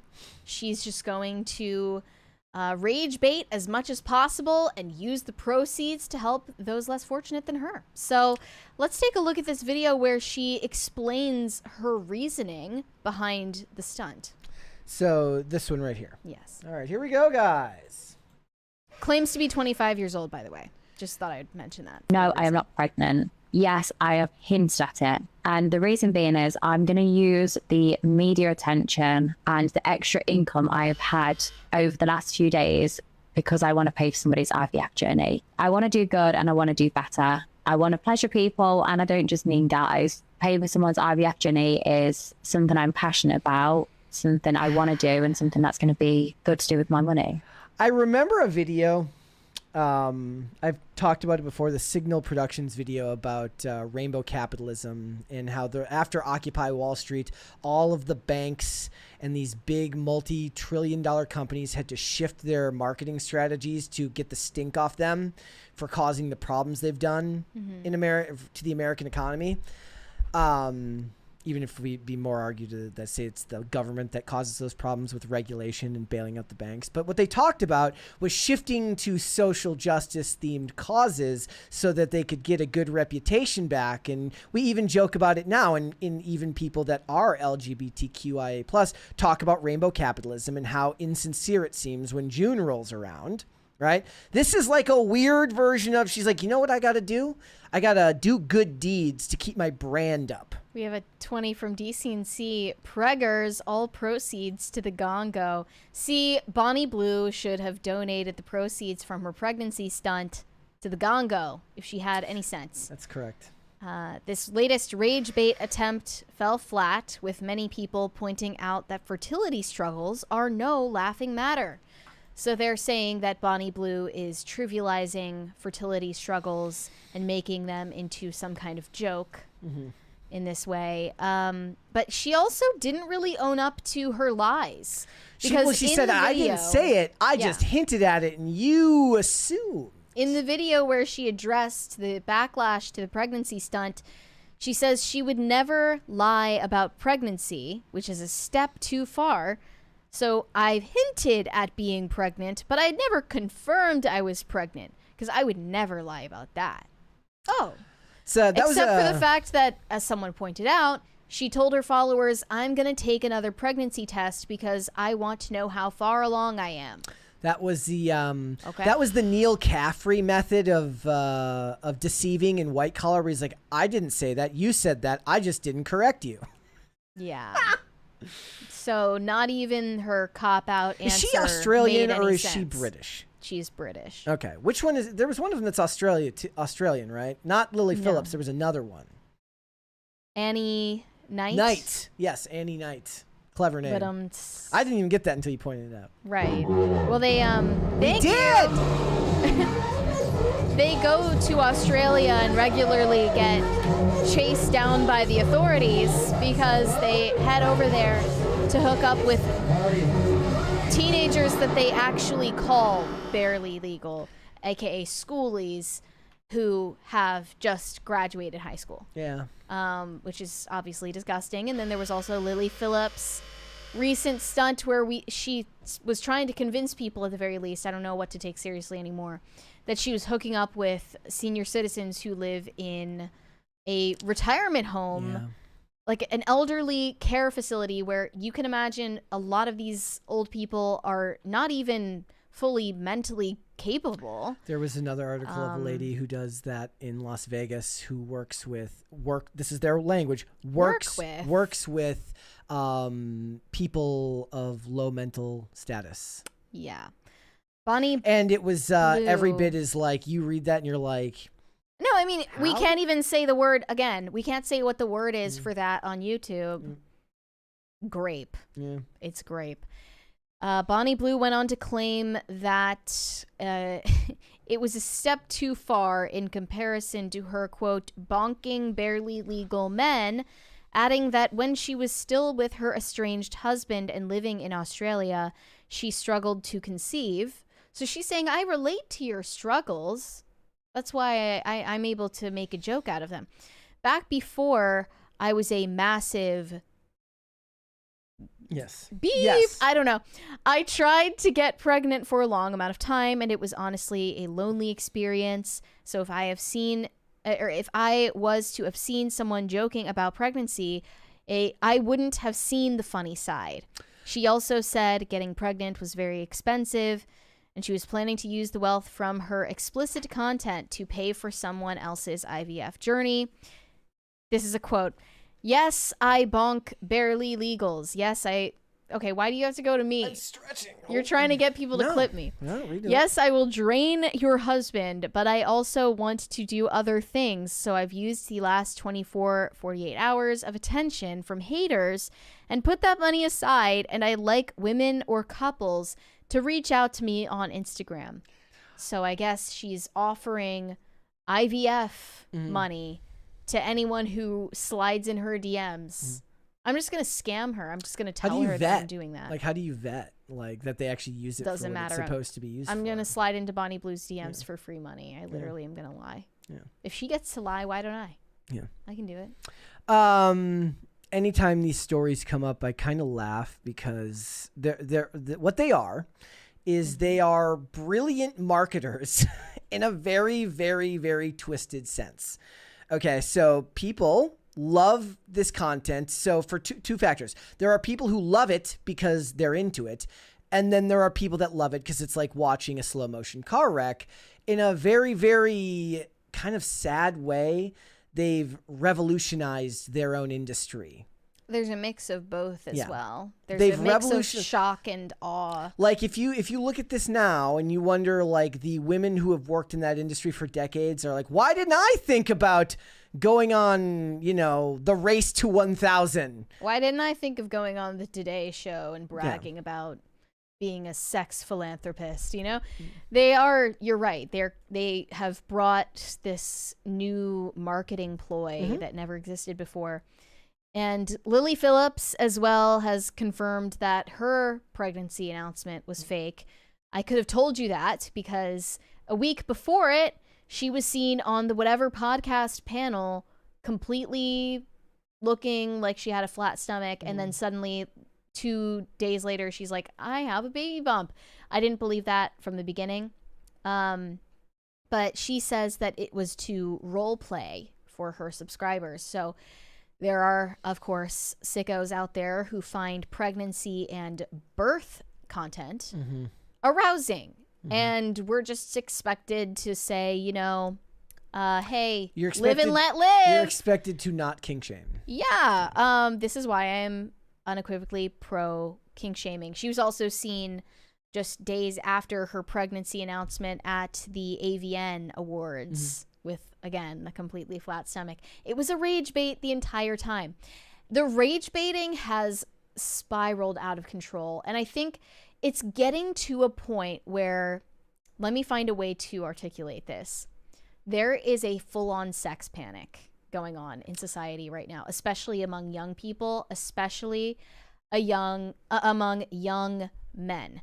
There is a full-on sex panic where it's almost like if they see an objectively hot woman working a shitty job, it fills them with a sense of relief because they think if she's not working a shitty job, she must be a prostitute, aka a yacht girl. Like, the assumption at this point is that the default for young hot women is prostitution. And it's not entirely off base when you think about how accessible prostitution has become. But I would just like to remind you, I think there are only about 1 million accounts of creators on OnlyFans that belong in the US. Perspective matters. The amount of those that are actually being used, that actually make any money, that remember, it's aren't bots, for instance. Like the average, it's very few. The average OnlyFans creator makes about $100 a month. Yeah, they're the SoundCloud rappers of prostitution, and those are even the ones who actually are real people. Yes. If you think about how many of these like OnlyFans agencies exist and the middlemen and the below the line workers that build this industry up, there are a lot of fake accounts on there. So you're even having your outrage over this problem, as valid as that is, overblown into something that doesn't exist. I kind of implore you to not look at your Instagram algorithm as indicative of the real world.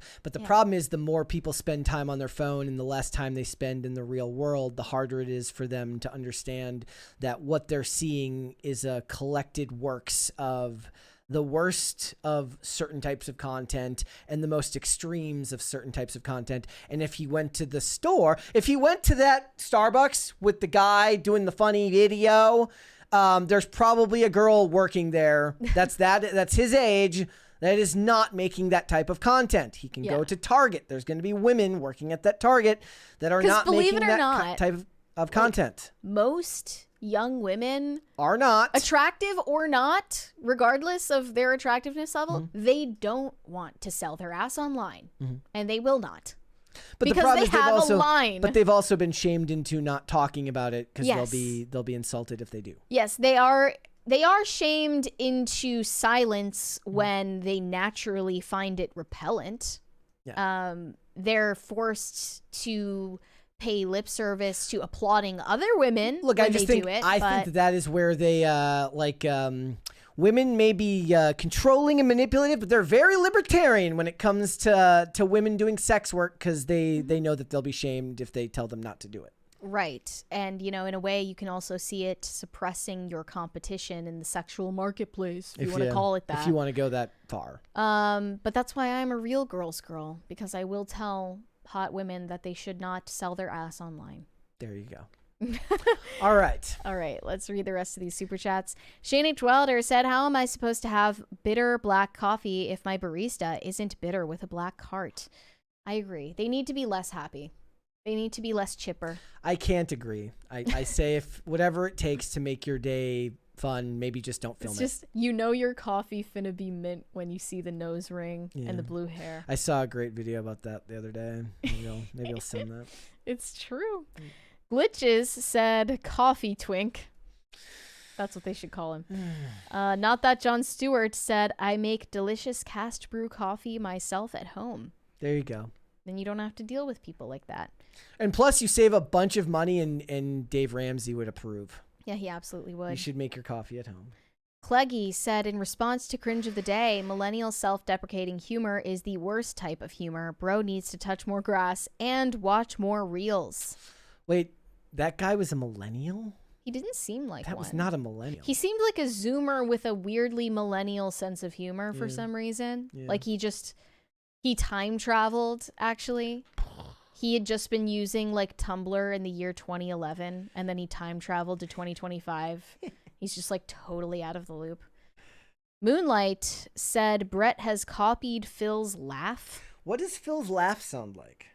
I don't even know. I don't think that's true, though. I don't actually know what Phil's laugh sounds like, guys. Now that I'm thinking of it, I guess it's like a hearty, like guttural laugh that he has. Is that what I did? I don't know. Okay. You usually are more of a hee guy. Am I? I'm like Michael Jackson. Not like that. Not like a tee-hee, but like a wheezing, like that. Yeah, sort of like you're like short of breath. Okay. Weary Traveler said Haley Williams turned into a crazy cat lady while Gerard Way went on to mind his business and promote his comic book. This is why MCR will always be the superior emo band. Okay, not true, even in terms of the music, in my opinion. But Gerard Way is totally a woke guy. Like, he is one of them.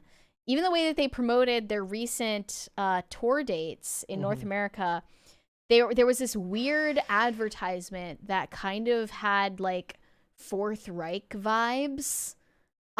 It seemed to be a reference to the Trump victory, honestly, but tell me I'm reading into it too much. I don't know. From what I've understood, though, Gerard Way is woke.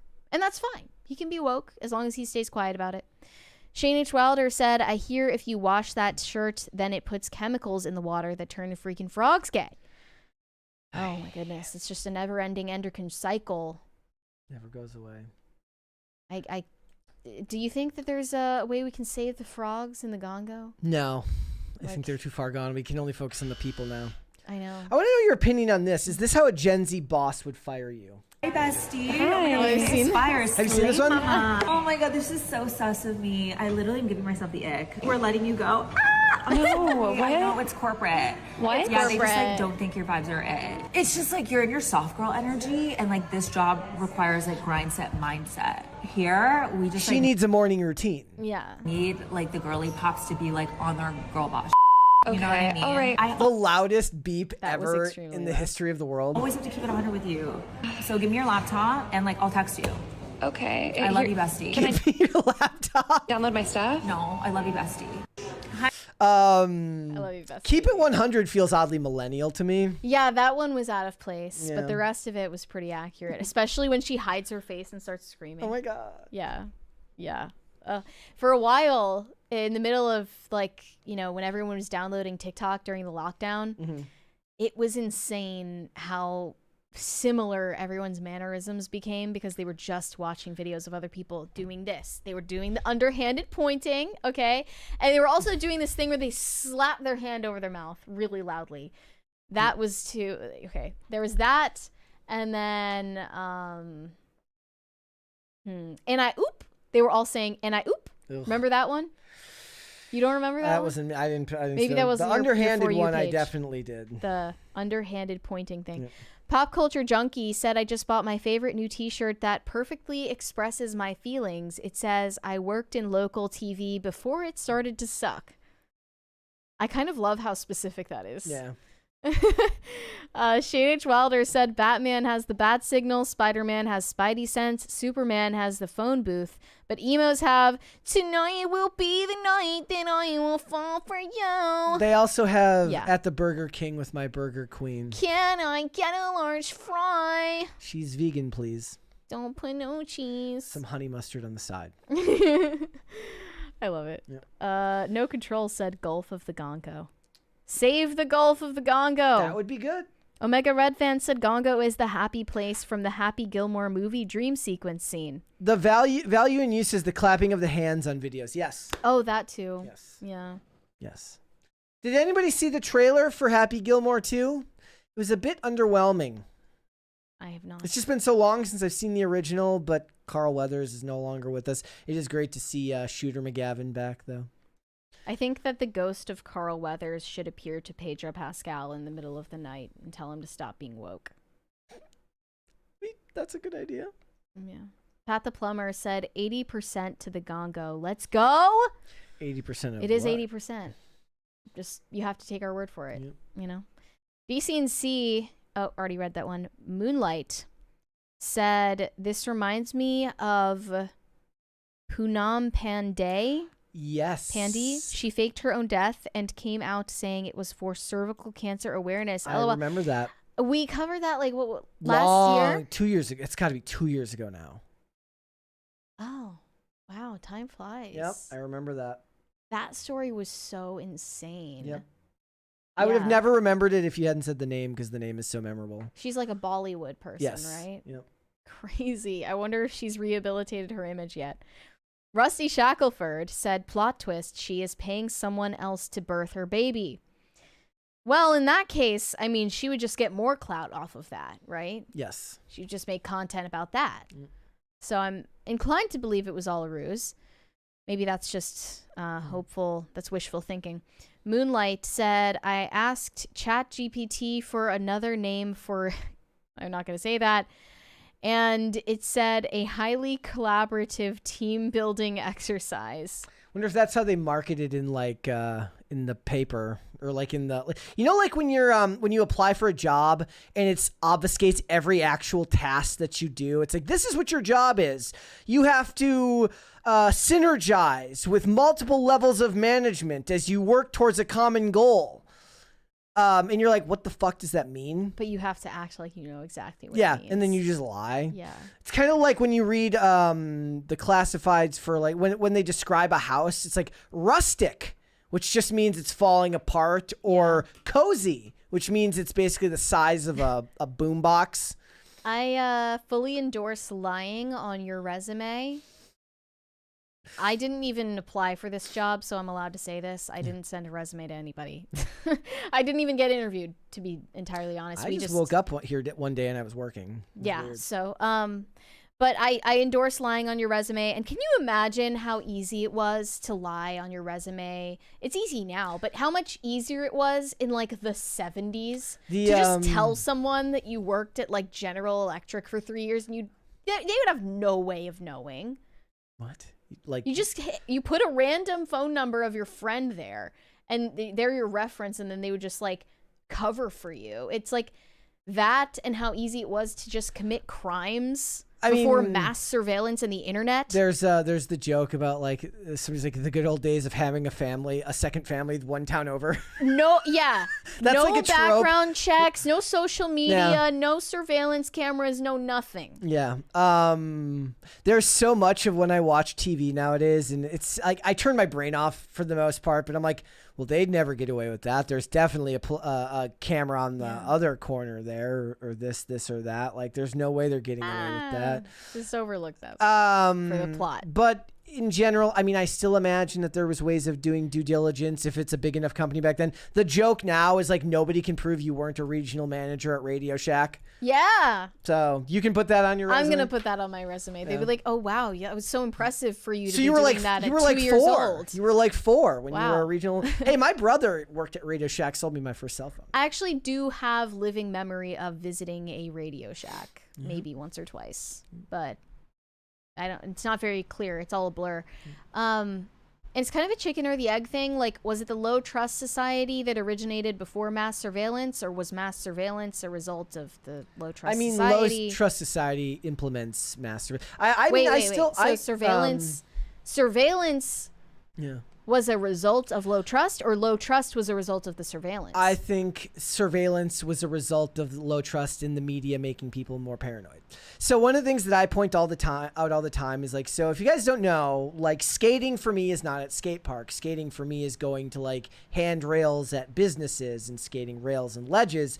And the difference now between the amount of cameras that are on you at a local business is so like it just wasn't a thing. Yeah. When we were younger, it just wasn't a thing. You go now and you're like, and the joke was always, and I still maintain this, like when I would film video parts, I was like, I would do anything to get the security camera shot to put in the video. I even asked a security guard once who was kicking us out. I'm like, can I get I got a thumb drive. Can you put like a couple of the attempts? I don't need the whole clip. I just need the run up. It's for style. It's literally you cut to that. That became a stylistic choice where people would start filming with 16mm and 8mm cameras again as like supplemental footage. I'm like, can I get like that secured? I want the time code. And he was like, bro, I'm not paid. He's like, get the fuck out of here. Yeah.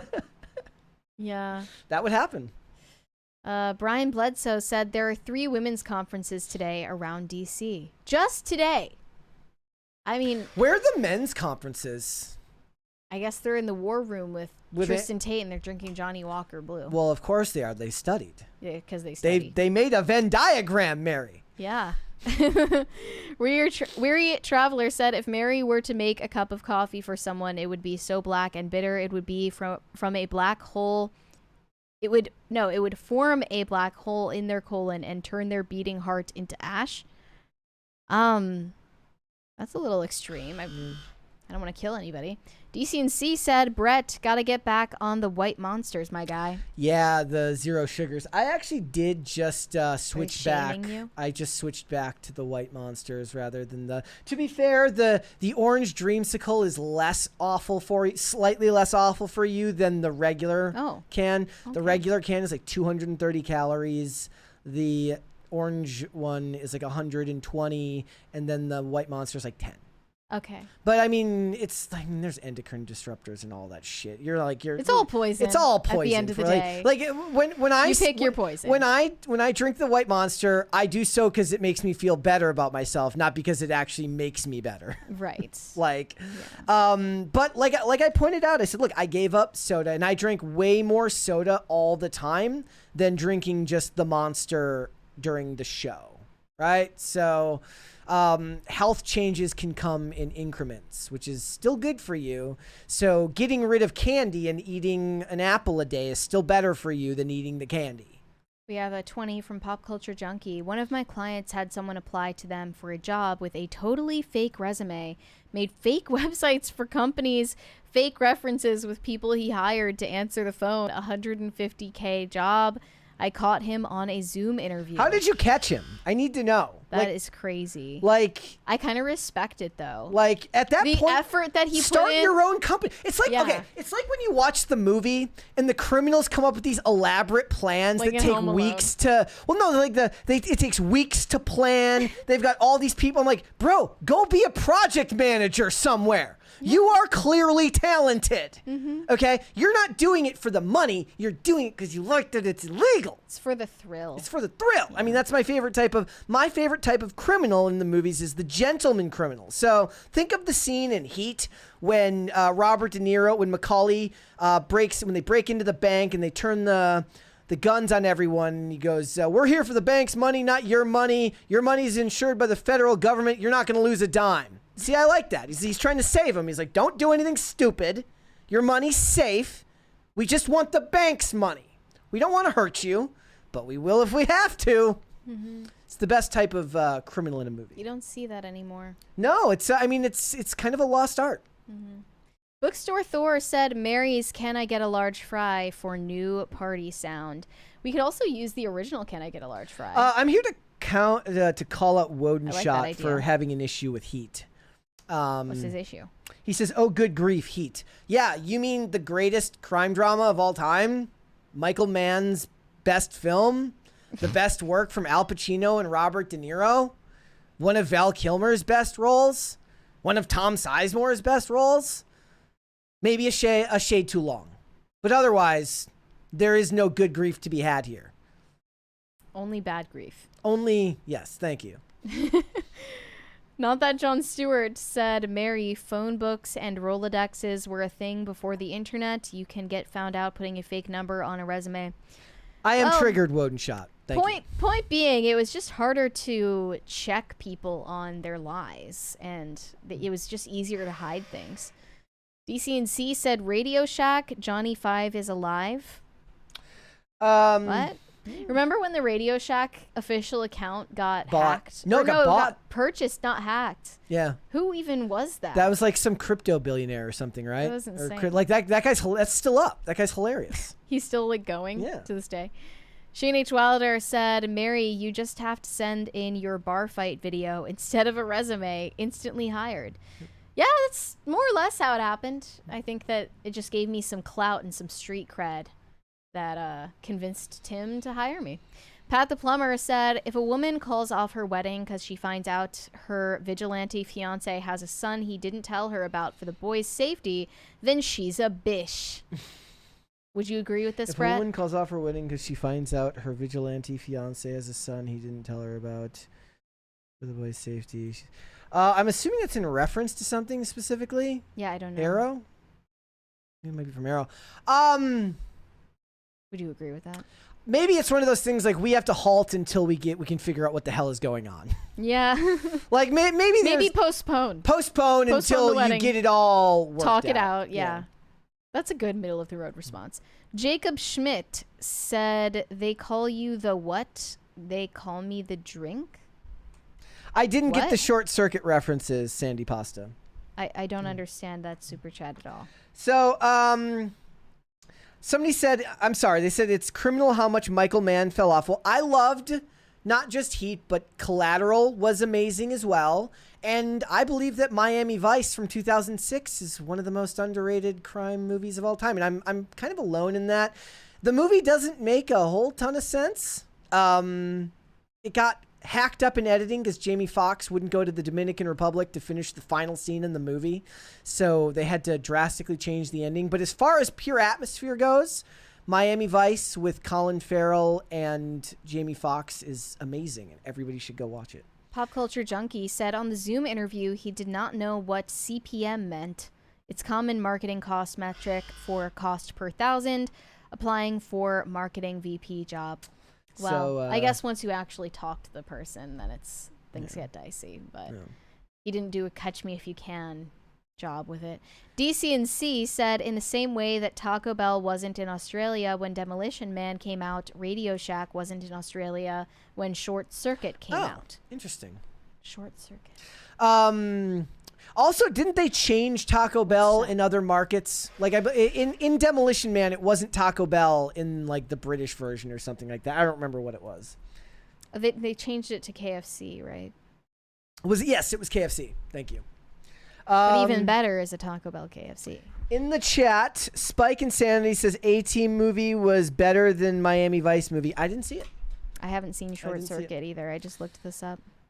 I do want to watch Miami Vice the show. It wasn't ever on any of the streaming services that you didn't have to watch commercials on, though. But I've seen the pilot several times. They're saying it was Pizza Hut. Was it Pizza Hut? I don't know. I just remember it being Taco Bell, and then it was changed. What if there was a Taco Bell Pizza Hut? Would that be a good combo? That's a thing, right? No, I thought it was just KFC. Is it just KFC? Did you say it was a triple threat? There was a Taco Bell, Pizza Hut, KFC. They are just trying to kill people. Taco Bell, KFC, triple threat. Damn. Kintaco Hut. Kintaco Hut, yes. Where is this?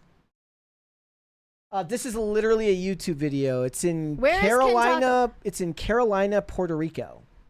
I'm not going all the way to Puerto Rico. It's an amazing image right there, though. Man, that's a disappointment. Okay, it's in r/Puerto Rico if anybody's looking to find it. All right, guys. Moonlight said, "Did you see the lady who flashed her kitty at her wedding in front of everyone?" No, and thankfully I never will. I did not see that. All right. Well, we are almost at a third crisis party. We should hold out for the gongo. We'll do the outro. Okay. Doing it like the NPR. All right, we can do way. that. Guys, hit the like button on this video, please, and subscribe to the channel, especially if you are new here and you have not subscribed here yet already. Make sure to share the videos and the live streams out with your friends, because it seemed as if YouTube was perpetrating funny business today. So go ahead and do that, guys. Thank you. We got a couple more there. DC&C said, if KFC coleslaw in the state... Oh, is KFC coleslaw in the States fluorescent green like it is in Canada? I don't know. That sounds disgusting. I don't think so. Seth Essington, it's been like years since I've last been to KFC. Seth Essington said Miami Vice had a great theme song. Unless you're talking about the movie where they had that one Linkin Park Jay-Z song, the Numb Encore, to start the movie.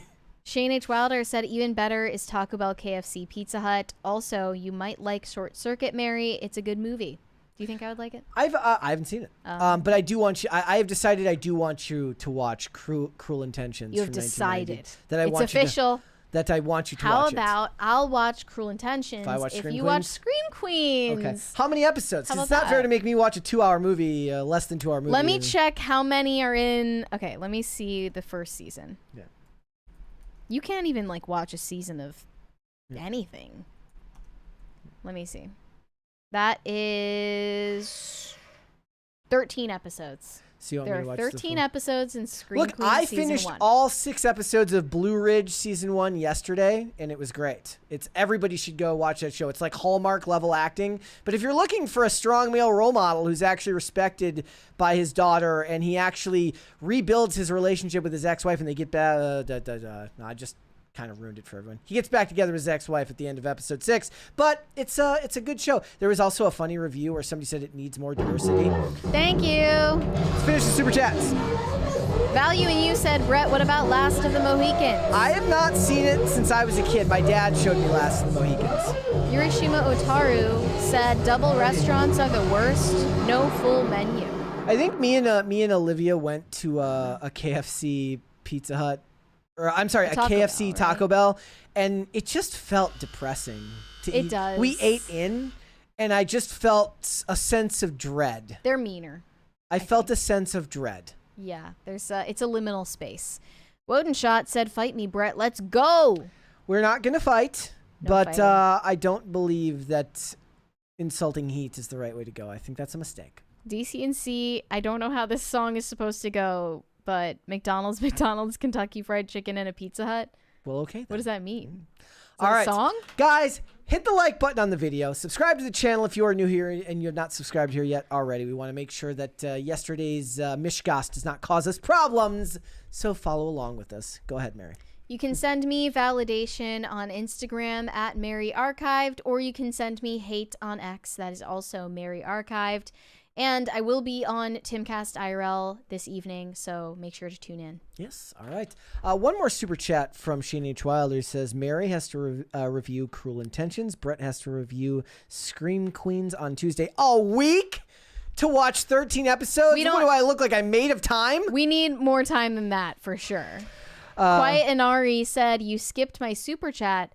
I saw no super chat. Says there's a song called Taco Bell Pizza Hut. I guess it wasn't in here. Well, okay then. I guess that's from the song. All right. All right, guys, if you want to follow me, I am on Instagram and on Twix at Brett Dasovic on both of those platforms. We are here 5 days a week, Monday through Friday, 3 p.m. Eastern Standard Time, which is noon Pacific. Amazon Music, Apple Podcasts, Pandora, and Spotify. If you would like to listen rather than watch the show, you can rate and review on Apple Podcasts and on Spotify, which also helps the show a lot, so thank you for that. And if you want to follow us on social media, Twix at popculture_show, Facebook at Pop Culture Crisis, Instagram at Pop Culture Crisis Pod. Guys, we will be back with another episode tomorrow. We'll see y'all then. Bye. Bye, everyone.